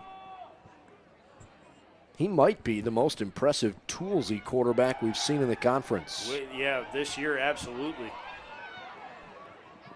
Well, he almost got rid of that ball too late. It's incomplete, but I was starting to think about where he released the football. If he had actually been across the line of scrimmage, it was close. Yes, it was. Credit Howard Dover actually with the knockaway. Dover got a hand in as the receiver was hitting the ground, and he swung the ball out of there. But yeah, you're right. That was a very dangerous pass. They have ruled it an illegal forward pass. Again, with no replay, didn't have the opportunity to tell you one way or another, but it certainly crossed your mind watching him do it. He's going to lose 5 yards, and yeah, they're going the wrong way. Yeah. False start, illegal forward pass. They're just having all sorts of troubles right now. Ball's and on a hold on this drive, too. The ball's on the 29. Now, hold on a second. Lots of whistles blowing. I'm not sure they've marked the spot on the field correctly. I don't think they have. Because if it's a 5-yard penalty and he's lost 5 yards as the Yellow Jackets take a timeout, if he lost 5 yards on that illegal forward pass, shouldn't the ball be back at the 34? It should be, but it's not. And the officials are having a conference at about the 30-yard line. I wonder if that's why BW may have used that timeout to get those guys to huddle up and figure the situation out.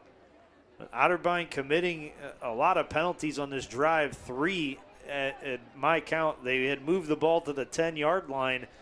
Now they're at the 29 because of a hold, a false start, and then an illegal forward pass.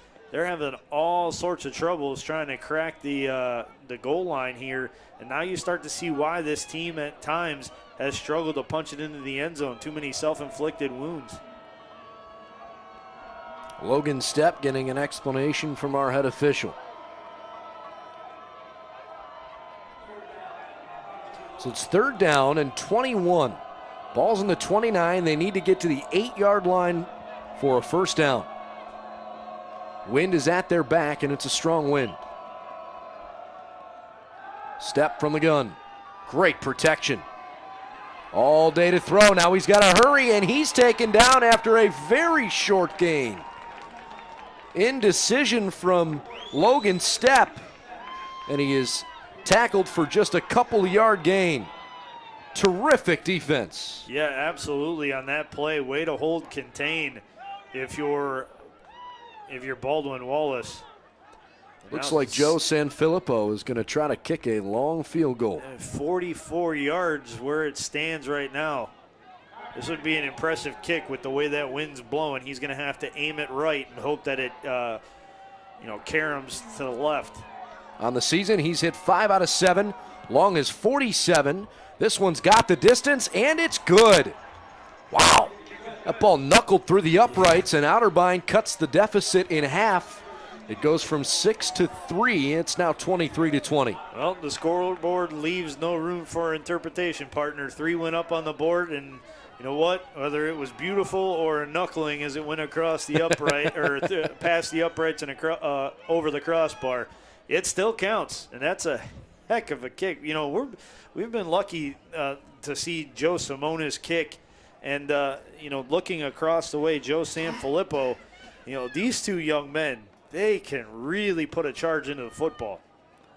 I think probably the best kicker I've seen in the OAC over the last several years, I'd say at least the last decade, was Kresimir Ivkovic for John Carroll, who's had a couple of NFL tryouts. With a name like that, you better be good. And that just tells me you probably grew up playing soccer. He was a former kicker out at Lake Catholic here in the Cleveland area, and at one point actually had torn his ACL and was in his kicking leg, not his plant leg, and had come back to try and build a career for himself. I don't think he's quite given up on the NFL dream yet, but that's a tough road. It is a tough road, but never give up on a dream. If you want it bad enough, go and try and get it.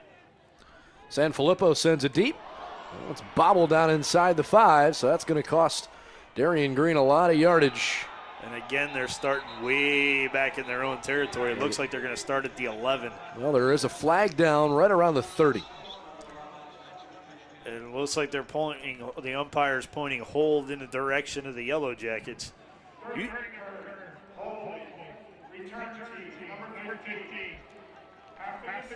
Well, the penalty is on Sean Nischwitz, the linebacker. Usually when you hold, you gain yardage. You're not supposed to lose yardage on plays where you commit a penalty. But the Yellow Jackets, again, going the wrong way, and it looks like they're going to start at about the 5-yard line on this possession. So, those third down conversions we've been talking about all day, partner, a few of those would go a long way in helping to battle the field position. 23 to 20. It was 23 to 10 at halftime, but Otterbein's touchdown and field goal in their first 7 minutes of this third quarter have made this a ball game again. It was 20 to 3 at one point in favor of the Jackets, but they've been outscored 17 to 3 over the last few minutes of the ball game. Hudson wants to give it to Austin Smith.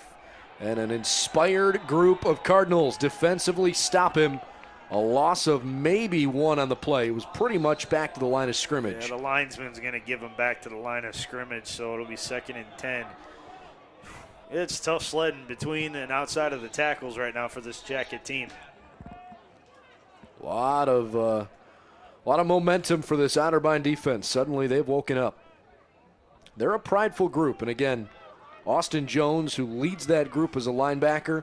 Kyle Blust has had a terrific season as well. Those are not a couple of players that are just going to let their guys roll over. 5 seconds to get it off for Hudson. 2 seconds. And I think we had a false start. A lot of clapping from the red-clad fans across the way, but mostly groaning on the near side after BW has to back up now inside the 3. Yeah, these guys have to figure it out. If they want to hold on to this game and get a much-needed win and get some positive momentum rolling for the rest of their season, they cannot be making mistakes like this. We're at the 6:05 mark of the 3rd quarter. 2nd down and about 13. Hudson rolling to his right. Just out of Blust's reach, and then he got smoked down below the waist. No gain on the play as Otterbein defensively went to work, racing for that far side of the field. Well done there on the tackle by Otterbein's number 43, Ryan Tusho. Called his name a few times today. Yeah, we've called a lot of defenders' names on this Otterbein team. They are really playing well. After that first quarter hiccup where they gave up a couple of touchdown drives, they've really settled in and made life difficult for this Baldwin Wallace team. 3 receivers to the right. Hudson has to hurry, and he overshot the smallest of those receivers, DeJuan Glover. He didn't have any time to get rid of that ball. Hudson was immediately pressured up the middle by the defensive line. Really a couple guys up front, and the play did not end well, and now they're going to have to punt from even further back in their own end zone. When Austin Smith kicked the last one, he was right at the goal line. Now he's pretty much right against the end line. Almost over his head on the snap. Smith sends a punt high up into the air. Again, Julian Lowe wants a fair catch. He was able to fall on top of it after nearly fumbling it away. Yeah, when you signal for those fair catches, you better make darn sure that you have secured the football. And fortunately for Otterbein, that's exactly what Lowe did. But another short field, and we're watching Otterbein with a chance at taking their first lead since 3-0. Underratedly, Austin Smith has twice punted the ball into the wind, and it's gone 50 yards from where his foot hit the ball to where it's been caught by Julian Lowe. I mean, those are, especially into this wind, those are 2 big punts. Cannot be understated just how good those were. So Logan step. And we've got some movement. That time it came from left tackle Case Troyer. Otterbein backs up 5 yards, and a sloppy second half continues. 5:03 left in the 3rd quarter. The Cardinals are outscoring BW 10-0 this half, but it's a 23-20 lead at homecoming for Baldwin Wallace. 1st and 15, needing the 33 for a first down. First down carry from Isaiah Richmond. Almost back to the original line of scrimmage. He's a little bit shy. It's going to end up being 2nd down and 11. Not a bad first down carry. Gets them back going in the right direction. But, defensively for the Yellow Jackets, when they're backed up 1st and 15, you can't let them convert this set of downs. You have to find a way to get off the field. The wind chill is nearing 40 degrees. It is a sunny but very cold late October Saturday afternoon. Step fakes the handoff. Throws to the flat on the far side, and Lowe has it. He avoids a big hit, then stepped out of bounds just before the first down marker.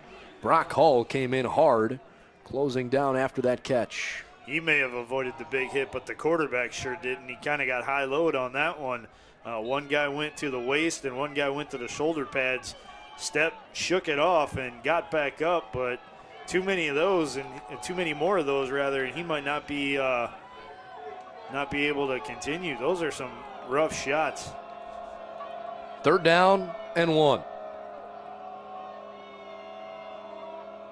Hard count from Stepp. He hands it to Richmond, and Isaiah Richmond's got the 1st down. Right over the center, and he just lowered the pad level. Got into that 2nd level for the 1st. You know, for not being on the field but only half a quarter, 7.5 minutes in the first half, this BW defense looks like they're starting to wear out a little bit because they've spent most of this 3rd quarter on the field.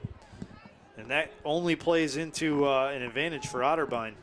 Pressure shown from the near side. 1st and 10. Stepp guns it over the middle. And there's a flag down. A couple of them, in fact. Hunter Joseph is going to draw that defensive pass interference, it looks like.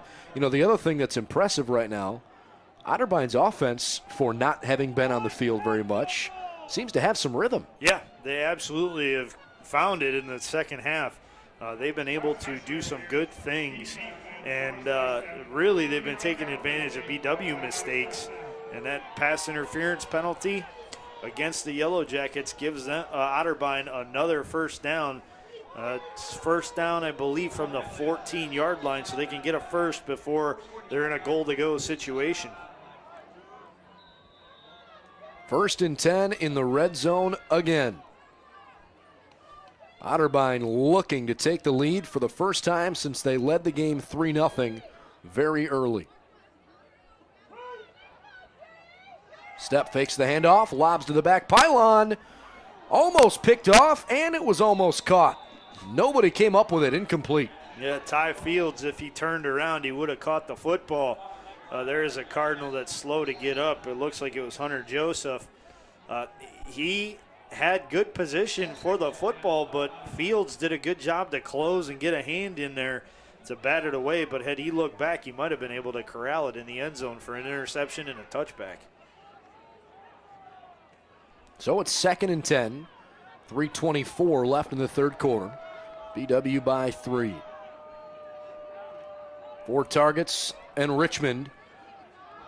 Low the motion man, he gets the ball. Tries to find the corner, and what do you know, Trip Washington runs him down.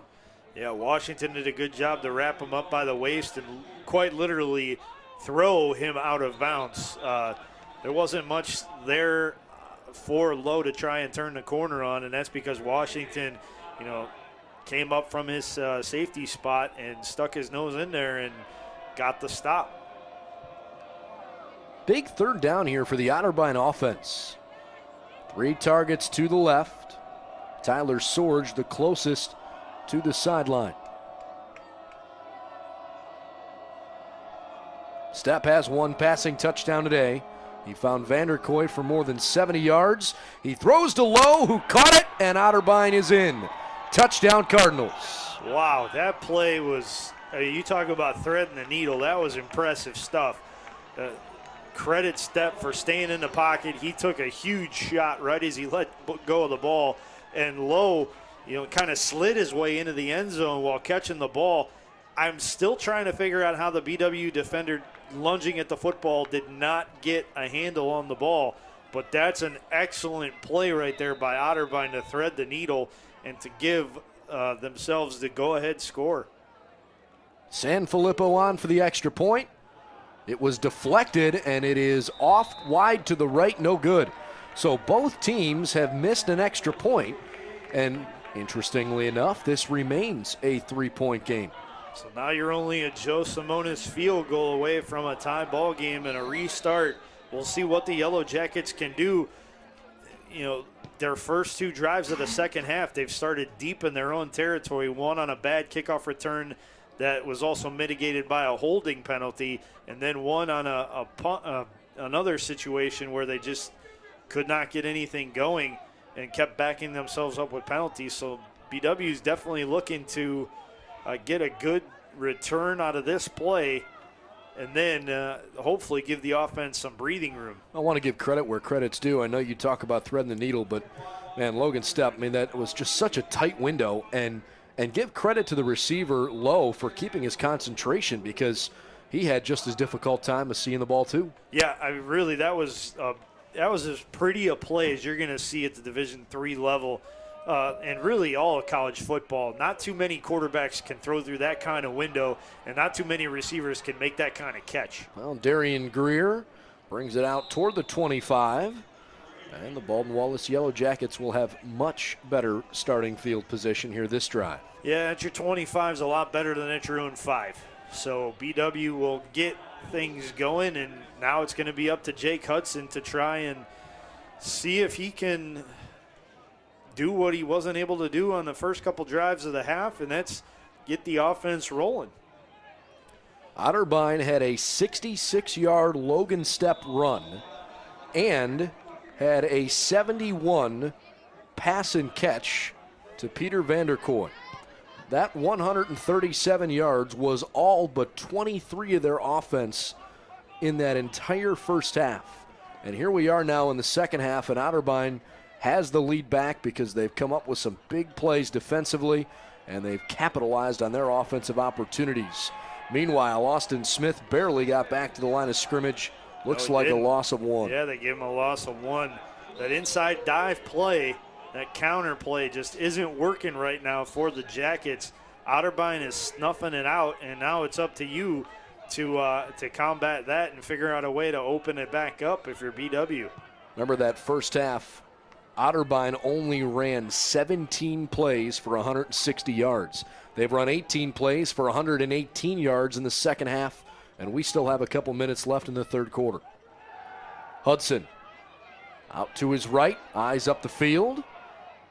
Not a bad idea, looking for Wagner again, who's been his favorite target today, but good tight coverage, forced another incompletion, and it's third down and long.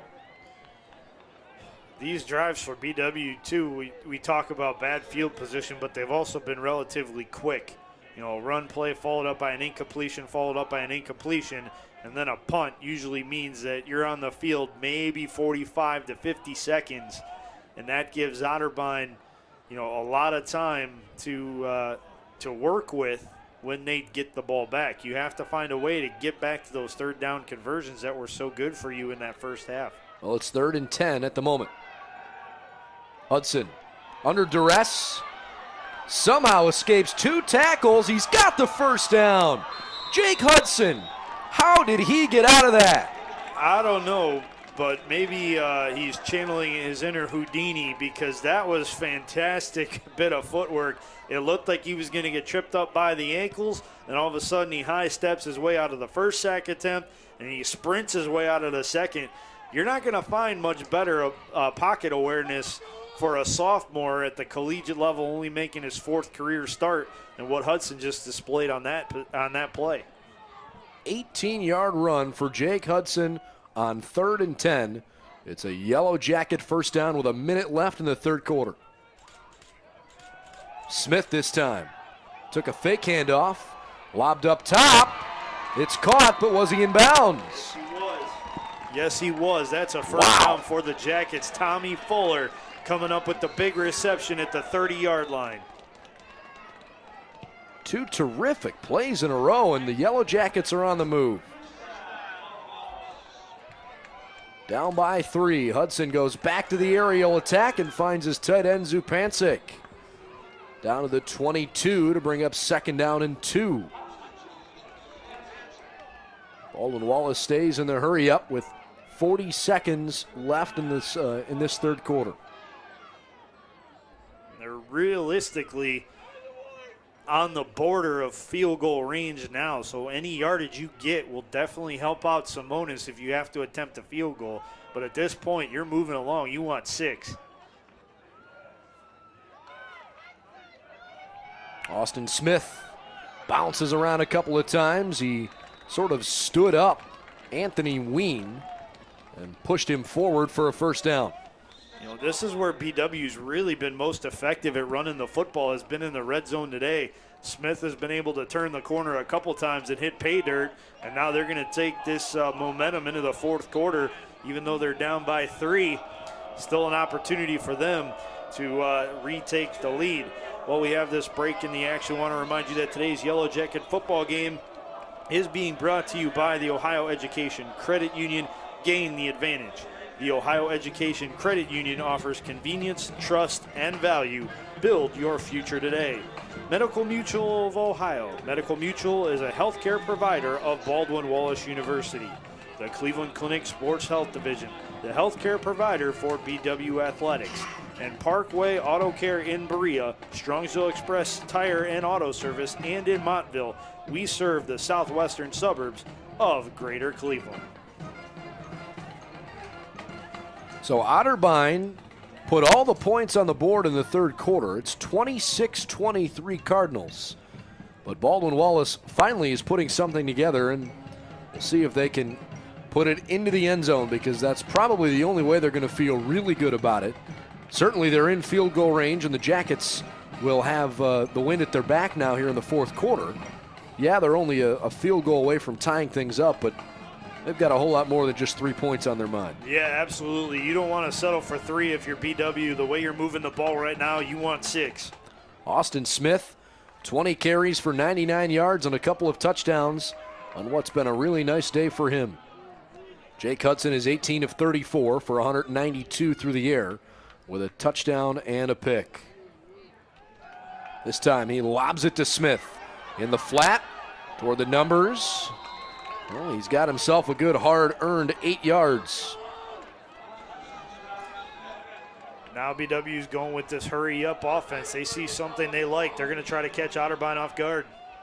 Smith again, into the end zone. Touchdown, Baldwin Wallace. Third time he's hit pay dirt today. Austin Smith is having himself a ball game. Well over 100 yards, 3 TDs, and 2 really, really good punts from deep in his own territory. This young man, right now, he gets my vote for player of the game. Baldwin Wallace back on top, 29-26. But now everybody's watching the extra points because both teams have missed one today. Yeah, BW missed on a bad snap. Otterbein missed their last one on a block. That one is up and good. So the Yellow Jackets have a 4-point lead, 30-26, just a few seconds into the fourth quarter. Well, I think we got ourselves a fun little finish here on hand. Yeah, we got ourselves a ball game, that's for sure. BW doing a great job to respond after what was a terrific third quarter by the Otterbein Cardinals. BW has answered the bell, and they found their way back onto the scoreboard. That's 7 points, gives them a 30-26 advantage with 14:39 to go here in regulation. Otterbein's Blaine Voorhees, a defensive back, just came out of the locker room and ran back over to the sideline. Hopefully it was not an injury-related reason, but he seems to be okay. At least he was running back over there without issue. So Logan Stepp will have to rally the troops offensively. 8 of 15 through the air today for 157 yards, but he's had a good second half as Hunter Joseph takes this kick, and he is trounced. What a tackle by Jacob Boyd on special teams. Good job again by the coverage unit for the Jackets, just wrapping up and dropping. Solid tackling prevents long returns, and we've seen long kickoff and punt returns be a little bit of a bugaboo for the Jackets at certain times this season. Boyd will stay out there along with Ty Fields to play as a defensive back. Washington and Hull, the safeties at the moment. Stepp is out there, 4-receiver look, 1st and 10 from the 19. On the option play, he chooses to hand off. Christian Johnson picks up a handful. He's up to about the 23 or 24. A modest gain, but a good gain considering he had to drag a couple defenders with him along the way. Johnson and Richmond have now combined for 13 carries on the day, and they've carried for almost 50 yards. Most of the Otterbein attack has been quick, and it's been through the air. Hard count from Stepp. He's got Hunter Joseph, the first catch of the game for their leading receiver, Hunter Joseph. Yeah, hard to believe that, but that's a first down for Otterbein. Now BW defensively, they're going to have to find a way to limit those gains and close those windows a little faster. Julian Lowe entered the game with 2 more catches, but Hunter Joseph had more than 230 more receiving yards. Yeah, I mean 18.9 yards per average versus 10 yards per catch. That's a big difference at the end of the day. Again, looking over the middle, this time it is Julian Lowe for a first down. Brock Hall with another tackle. Julian Lowe has caught several passes in the second half. It's Including his that 7th. touchdown. Yeah, this is his 7th catch of the half. Yeah, he's having a good ball game. And remember, too, he caught a nice little route over the middle near the end of the first half that led on one of the scoring drives. It was a huge conversion for Lowe and for the Cardinals. Otterbein needs a touchdown. They're down by 4. 13 minutes left in the game. Logan Stepp hands it off. Johnson looking for the edge. He's got it. First down and more. But a late flag coming in, and maybe it's coming back for the Cardinals. Yeah, if it's a hold, it's really in a bad spot because it was 11 yards past the line of scrimmage and really past the first down marker.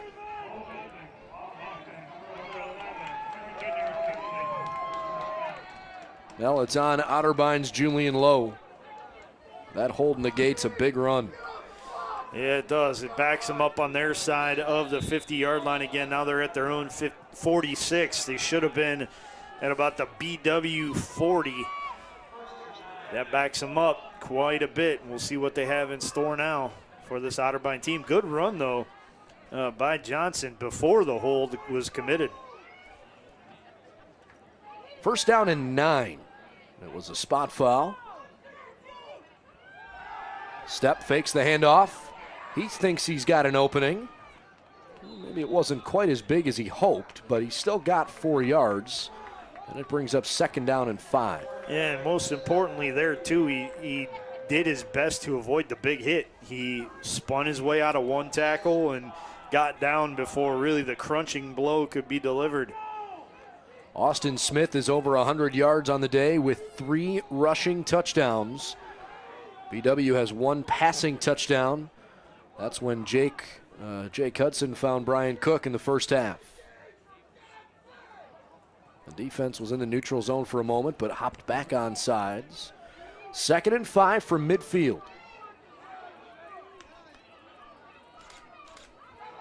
Johnson uses the wide side of the field. He's got the first down. Ball popped out. I thought he was down, and the referees now will make that signal. After everybody throws themselves onto a pile and hits each other. Johnson's got 9 carries in the game for over 30 yards. Isaiah Richmond, 5 carries for 22 yards. It's not like Otterbein has run the ball that effectively, but their yards per carry average are still pretty good, though. Yep. Doing the quick math in my head, that's over 4 yards a carry for one back. And then with the other back, he's having a pretty good day as well. Anytime you're over that 3 mark, you're doing something pretty good. Logan Stepp to air it out. He's looking long for Joseph, and a flag comes in. I don't understand how Ty Fields could argue that one. That one was fairly obvious. Hunter Joseph couldn't believe it. Hard to blame Stepp for taking the shot down the field either. Yeah, and credit Stepp for staying in the pocket because a free runner, it was outside linebacker Sean Nischwitz. He came in untouched, and he laid the wood to Stepp, but Stepp stood in the pocket and delivered the ball even though knowing he was going to take that shot. There's 11 minutes and 1 second left in the fourth quarter. Both teams in the second half have hurt themselves with bad penalties at inopportune times. Without question, they've been their own worst enemy since the break. Otterbein needs to get into the end zone to take a lead. A field goal doesn't do much for them here. 1st and 10. BW's defense trying to come up with something big. The ball's at the 28. This is Johnson. That's the big defensive play you're looking for. Well done by Baldwin Wallace's defensive lineman, Parker Hoffler. Good pursuit to the football by this Yellow Jacket team, resulting in a 1-yard loss. Hoffler is listed as an offensive lineman, but has made the switch over to the defensive side of the ball. Big play. 2nd and 11.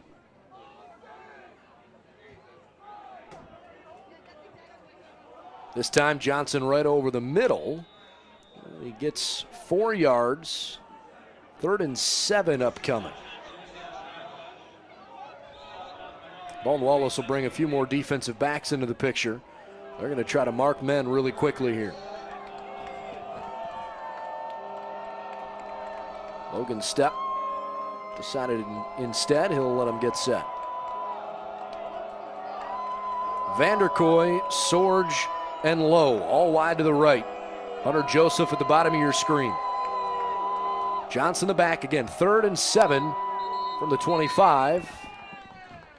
And a false start. Make it 3rd and 11. 3rd and 12. Yeah. Back to the 30.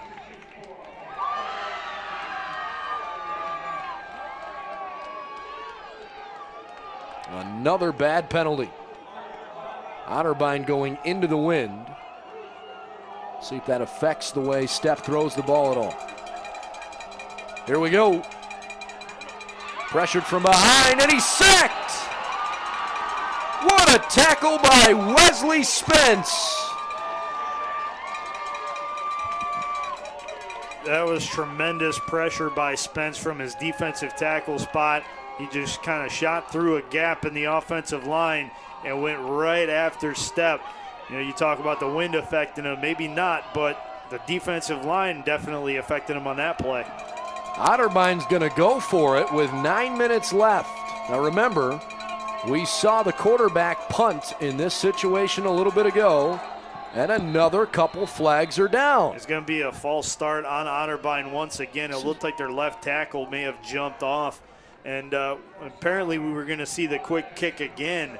But, you know, if I'm Stepp, I got to be pretty frustrated right now with the way that drive went. You know, yeah, I missed some plays myself, but still, those self-inflicted penalties, not a good thing. Otterbein goes back over to the sidelines, trailing 30-26 with under 9 minutes to go in the game. BW is in the driver's seat. They will bring on their punter now at this point. All right, send it down, high wobbling kick, and Washington gets the fair catch. Not a bad punt there from Joe Sanfilippo. No, not at all. It buries the Jackets inside their own 20-yard line. And anytime you get a punt like that, that's a good thing. So BW, they answered the bell on their last drive. Now it's time for them to go do it again. And we will see if they're able to. Jake Hudson, 19 for 35, and he's found 8 different wide receivers today. DeJuan Glover, 5 catches for 22 yards. Mike Wagner's had a nice day, 3 catches for 59, including the 43-yarder early on. Tommy Fuller, 3 catches for 42 yards, including a 26-yard reception. Tyler Wolf, 2 catches for 33 yards. And Brian Cook had the 8-yard touchdown reception back in the first half. On first down, Austin Smith running the football. His 22nd carry of the game. He's over 100 yards with a 3 rushing touchdown day. Picks up a couple yards at 2nd and 8. Yeah, some tough sledding inside the tackles, but credit Smith for making something out of nothing on that play. Hudson's also run the ball 11 times for 60 yards, 5.5 yards per carry. 2nd down and 8. An end-around sweep. Interesting call. DeJuan Glover over to the far side. That was a loss of 5 on the play. Started on the 15, now they're backed up to their 10. Now they've got about a 3rd and 13 situation here to dig themselves out of. Didn't seal the corner, didn't seal any of the edge down the field as well, and that made for an easy loss on the play. So the Jackets with a 3rd and 13. Time is still on Otterbein's side with more than 7 minutes left in the game, and it's only a 4-point game. But this is a big play. Hudson has to protect the football here. He throws over the middle. Glover makes the catch. He is awfully close to the first down, but we'll see where they spot him. He needed 13, and I think he came up with it. Yes, he did. How about that? That is a first down for the Yellow Jackets, and it couldn't have come at a better time, really, with them backed up to their own 10-yard line after a missed play by Glover. That's a good situation to have. The officials called for time in order to get the chain set on the far side of the field. And so they'll push the play clock back up. Under 7 minutes to go in the game, and the Yellow Jackets with excellent awareness in the middle of the field. DeJuan Glover fights for that extra yard, and it's all he needed. 1st and 10. Ball is at the 24.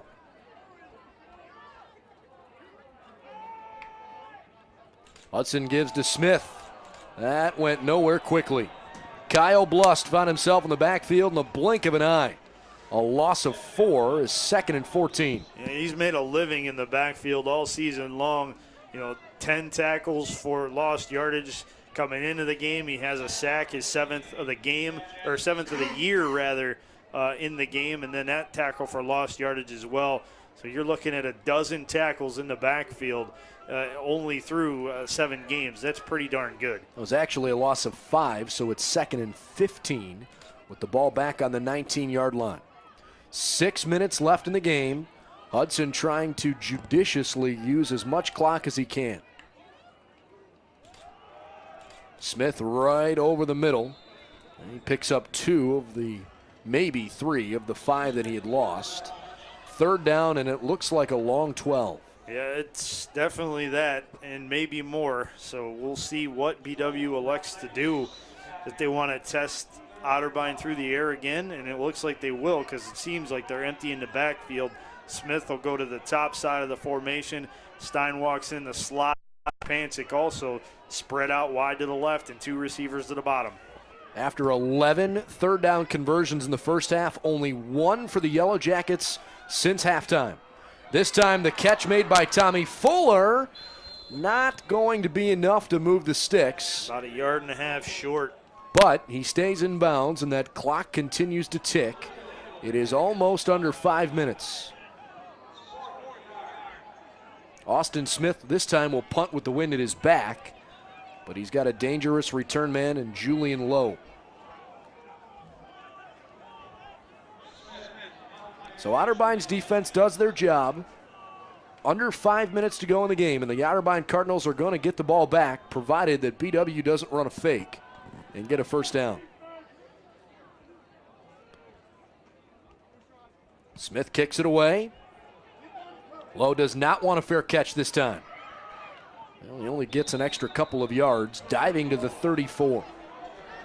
Again, a field goal doesn't do Otterbein any good, and I'm sure they're frustrated after having not converted on an extra point earlier in the game. Yeah, absolutely. Which is huge at this point, and because it could be 30-27. Well, I guess they came out in the wash, though, on that because BW's also missed an extra point. So it's really, 6 to 1 half doesn't do another in that situation because, yeah, you lost a point, but you could be down by as many as 5 if BW made their extra point and you still missed yours. So definitely doesn't do much in the way of getting one of their good weapons on the field, though, and Joe Sanfilippo. He's kind of taken out of the equation until they put it in the end zone. 1st and 10 from the 34 for Logan Stepp. A handoff to Isaiah Richmond. And he's got a gain of 5 up to the 39. One thing that Stepp does very well, he protects the ball. He's only thrown 1 interception all season long. This is their 7th game of the year.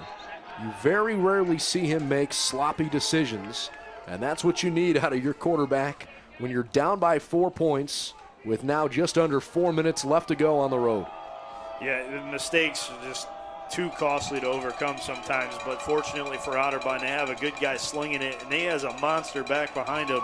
Isaiah Richmond, 6 foot, every bit at 225. That's a load and a half coming down at you, and he's bigger than some of the BW linebackers. 2nd and 5.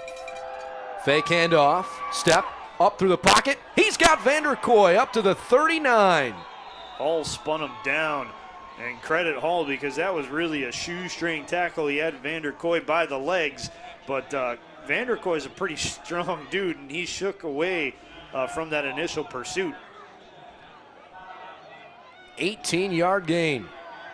1st and 10 with 3:15 left. Otterbein's had a couple of really frustrating losses this year at home when they did not finish games well against Northern and Capital, losing those 2 games by a combined 7 points. So they are desperate for a road win. Meanwhile, BW is looking for just their 2nd win in conference. Under 3 minutes to go in the game as Step goes far side to Hunter Joseph.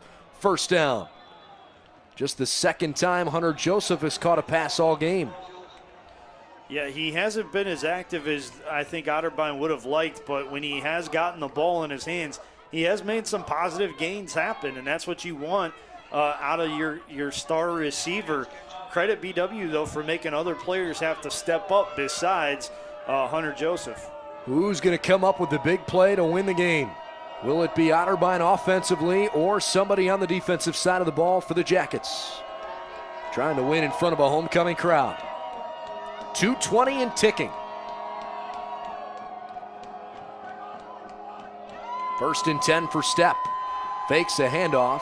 Lobs it far side. Good tight coverage. And a flag comes in. Howard Dover was all over Hunter Joseph. And there's laundry right in that area. That might be the best thing Hunter Joseph has been able to do all day because he's been kept quiet. He's still been able to draw some pass interference penalties. By my count, that's at least the 3rd one that he's been responsible for drawing. Let's see what the call is. They have waved off the flag. That might be a situation where one official saw some jockeying with the hands by Dover, and another might have come in and said, hey, Hunter Joseph was doing it too. So let's, instead of making a call that's going to determine the game, let's call it even and say that they were both just going for the ball. 2nd and 10 from the 27. Clock stopped with that incomplete pass at 2:08. Step on the day is nearing 200 yards through the air. Looking to throw again, good protection. This time looking for Lowe, who's caught it, and he's down right in front of the goal line. Wow. Not a touchdown, but he's down inside the 1 with a flag back at the line of scrimmage. That might be a holding penalty on the left guard. It looks like they're going to throw the flag against Peter LaChapelle. That's a huge turn of events because instead of 1st and goal at the 1, you're talking about a 2nd and 20 almost from your own, or from the BW 37. A monumental turn of events. They'll mark it at the 37. It is 2nd and 20. 2:01 left in the game. Otterbein, instead of being within 3 feet of taking the lead, they back up 10 yards. There we go. 2 minutes to go.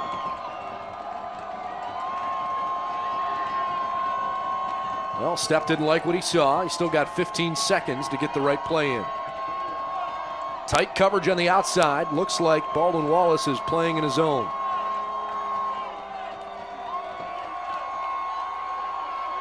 Step up in the pocket.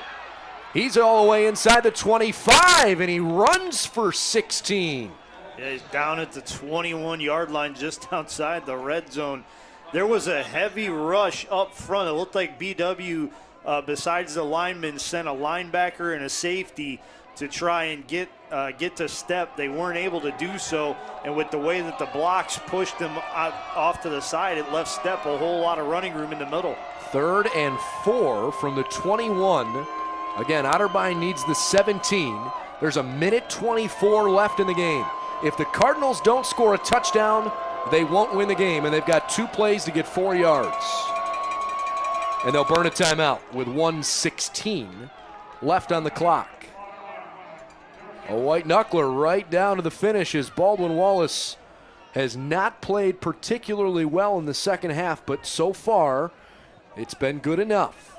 After having a tremendous offensive first half, the defense has got to come up with at least 2 more big plays. Yeah, it's strictly in the hands of the defense right here. They have to come up. They have to answer the bell just a couple more times and find a way to shut down this Cardinal offense that's pretty much been rolling along and doing everything they wanted to do in this second half of action. We will see if they're able to get a couple more plays going. Logan Stepp, 12 of 21 through the air for 214 yards and a couple of touchdowns. He's also run 13 times for 105 yards. He has been the leader. Peyton Vanderkoy, 3 catches for 96 yards and a score.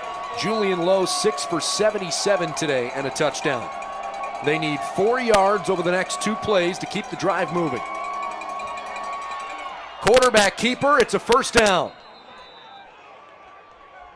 The clock is going to stop for a moment while they set the chains, 1:11 and counting. That flag, and then a flag comes in. Thrown. Otterbein was griping about a hit on Stepp, and I think Otterbein's going to actually pick up the penalty here for unsportsmanlike conduct for the way they were addressing the officials.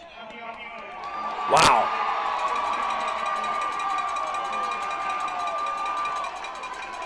Nice going, fellas. You get a first down, but then you just back yourselves up. 15 yards on the unsportsmanlike conduct penalty. I think the official said that it's still third down, which would indicate the unsportsmanlike conduct did not come after the play is over. It came before the play was over. Hold on a second. Let's see if they correct that. Yep. Dial it down is redialed up to 1. It is a first down. Well, instead of first and 10 inside the 20, it's 1st and 10 just inside the 30. So again, Otterbein continues to make their own lives very difficult with the penalties. 1:10 and counting left in the game. Stepp needs to make something happen quickly. Going to the air, looking over the middle. Lowe's got it. First down to the 11. This Cardinals group just won't quit. No, they will not. They are a tough out. Even when they're hurting themselves with self-inflicted penalties, they're finding ways to move the football. Marking it down at the 12 instead of the 11. 1st and 10 with under a minute to go. Stepp runs it up the middle. He shakes 1 tackle and dives for a first down, but not a touchdown. Down to the 1 yard, inside the 1 yard line. Just 3 feet from pay dirt and a lead here with 42 seconds to go. Otterbein needs to get in to take the lead. And the Yellow Jackets or Cardinals, who took a timeout? BW did. The linesman signaled that BW whistled for the timeout. That's not a bad timeout if you're Baldwin Wallace. Well, the game's on the line here. Otterbein could have ticked down this clock pretty much the whole way over these next couple plays inside the 1 yard line. You save yourself a little bit of time. If you give up a score here, you still have a couple of opportunities to move the ball down. But ideally, you want to keep them out of the end zone. We haven't seen too many negative rushes today, with the exception of when Kyle Blust has found his way into the backfield. So I'd say that both sides have gotten good play from their offensive line. Now, obviously, that's taking out of consideration, Matt, that there's been several of ill-timed holding penalties on both teams. Oh, yeah, without question. Both teams have committed a lot of untimely infractions. Not that there's ever a good time for a holding penalty, but there are bad ones, and they have both made them. Everybody says, and it's cliche, that it's a game of inches. It literally comes down to 1 yard. Otterbein needs to score to win. The Jackets keep them out, and they'll win in front of their homecoming crowd with under a minute to go. Richmond is in. Touchdown, Otterbein. 32 seconds remaining, and the Otterbein Cardinals lead the game 32-30. Isaiah Richmond with his second rushing touchdown of the day and his 5th rushing touchdown of the season. Still plenty of time for this Jacket team. I know they're a little bit demoralized after giving up that drive, but there is plenty of time left on this clock to do something after this extra point from San Filippo. Big extra point. This would make it a 3-point game. Good snap, good kick, and the point counts. Otterbein was trailing 20-3, and they have taken a 33-30 lead in Berea with 32 seconds left in the game. This has been a back and forth game all second half. Otterbein stormed out of the locker room after being down by 13 points, marched right down the field, and really had their way with the Jacket defense in the second half. Now the offense has one final crack at trying to get this game at least in the or at worst in the overtime, and at best a last-second win. 32 seconds left on the clock after the kickoff. You're probably looking at about 27, 28 seconds left. You're going to have an opportunity to do something with the football. You just have to be smart, avoid penalties, and avoid negative plays inbounds. You cannot give up a sack even though you have one timeout left. You want to save that as long as you possibly can. They have 1 or 2 left? The scoreboard says 1. Okay. So I thought they had 2 myself, but I think they burned one early in that third quarter when they were backed up deep, and then they burnt one in the That's goal right. line stand. All right, so here comes the kick. It's a low one into that wind. Washington from his 10. Comes to the near side with some room. Good return out to the 39, and a late flag has come in after that tackle. And Carner got tangled up with Ryan Touchot. The linebackers get caught up, and now it's a hold against the Jackets. You're going to back them up 10 from the spot of the foul. Unfortunately, BW had the ball at the 39, and they're going to lose a lot of that return as the flag is dropped at the 28. So they'll be at the 18-yard line, 82 yards from pay dirt. 25 seconds left in the game. Baldwin Wallace trailing at home 33-30 in front of a suddenly nervous Finnie Stadium fans.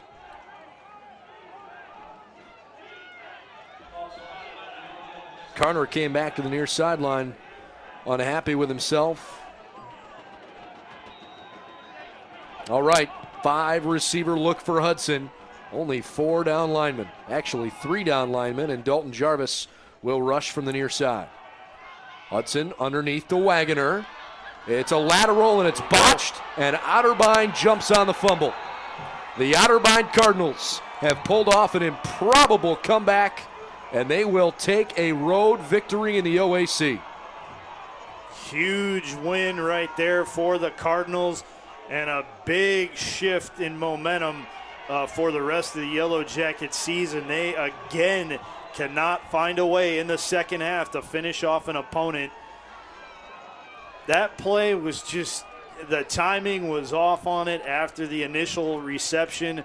Wagoner might have been able to turn it up field on the opposite side of what he did and get out of bounds. He did not do that, and now it's a turnover, and BW staring another loss right in the face. Otterbein calls timeout. They had 2 remaining, so they'll burn one of those 2. 15 seconds left in the game, so for the moment there is still the opportunity. You would think that they've got to get a snap off cleanly. Yeah, absolutely. And if you're BW, you're going to try to swipe that snap. You're going to try to create a fumble any way you can. But this is simply going to be a kneel down. BW will call it timeout. Then Otterbein will go for another clock play and try to wear it out. The Cardinals are in victory formation.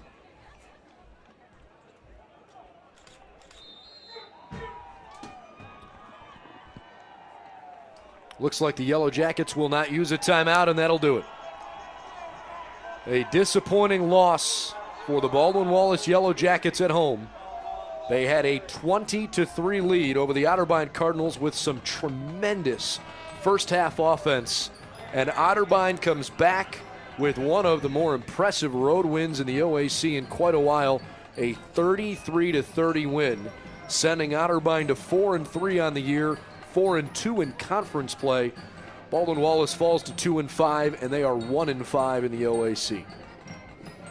You don't see that often at all. It's just stunning to see 1-5 next to Baldwin Wallace, especially when you factor in that they've been so close in a lot of these games, including the last two that were given up late in the fourth quarter. This team just has to find a way to right the ship and get things going in the right way. You know, you've had a lot of things go wrong, but you have an opportunity again next week to go and try to make things right. It's not going to be easy for this Baldwin Wallace team, but they have to find a way to create their own momentum. You know, when you look at the schedule, after two straight home losses, you go to Capital, you go to Heidelberg, and then you end at Ohio Northern. If you want to finish at the 500 mark, you got to win out. Well, the Otterbein Cardinals have the meat of their schedule still in front of them. They have to go play at home against Mount Union next weekend, and then they'll have to play at John Carroll on Saturday, November 5th, and that would not be an easy test either. The Blue Streaks, even though they haven't played all that well at times this year, they are still the only other one-loss team in conference. They still have Mount Union ahead of them. John Carroll will play Mount Union in the last week of the year, but the Blue Streaks' only loss is to the number 5 ranked team in the country in Wisconsin Oshkosh. And Matt, that's a team that's not in the region, so John Carroll's still playing with a lot in front of them, hoping that they could sneak into the playoffs, because when you look at how you get in, it's how did you play against your regional opponents. So I guess the point is the next 2 weeks for Otterbein are huge weeks. Oh, without question. Yeah, they could play the role of some spoiler down the stretch for John Carroll. If you look at it and see how well Otterbein's played over the last 3 weeks and how John Carroll's kind of struggled through the last few weeks, it's definitely 2 weeks down the road could be an upset-minded Cardinal team going across the county to University Heights. Well, Baldwin Wallace in the first half converted on 11 of 15 third downs, and they had nearly 300 yards of offense in the first half. They finished the game 13 of 20 on third downs, running 76 plays for 392 yards. Dominated in the second half offensively by the visiting Cardinals from Westerville. Austin Smith will be our Baldwin Wallace player of the game. 24 carries for 107 yards. He scored 3 times on the ground today, played very well. And it was good to see Jake Hudson play well, 22 of 38 for 218 yards through the air. He connected with Brian Cook for a touchdown and threw 1 interception. Logan Stepp, 12 of 21 throwing for 214 yards and 2 touchdowns. He also ran the ball 13 times for 105 yards, including a 66-yard run very early in the first quarter. Peyton Vanderkoy, 3 catches for 96 yards. Julian Lowe, 6 catches for 77 yards. Hunter Joseph caught just 2 passes for 19 yards. He's the leading offensive receiver for Otterbein. Tyler Sorge, 1 catch, 22 yards. That's a pretty good look at your overall numbers. Mike Wagoner led the receiving corps for Baldwin Wallace. He caught the ball 3 times for 59 yards.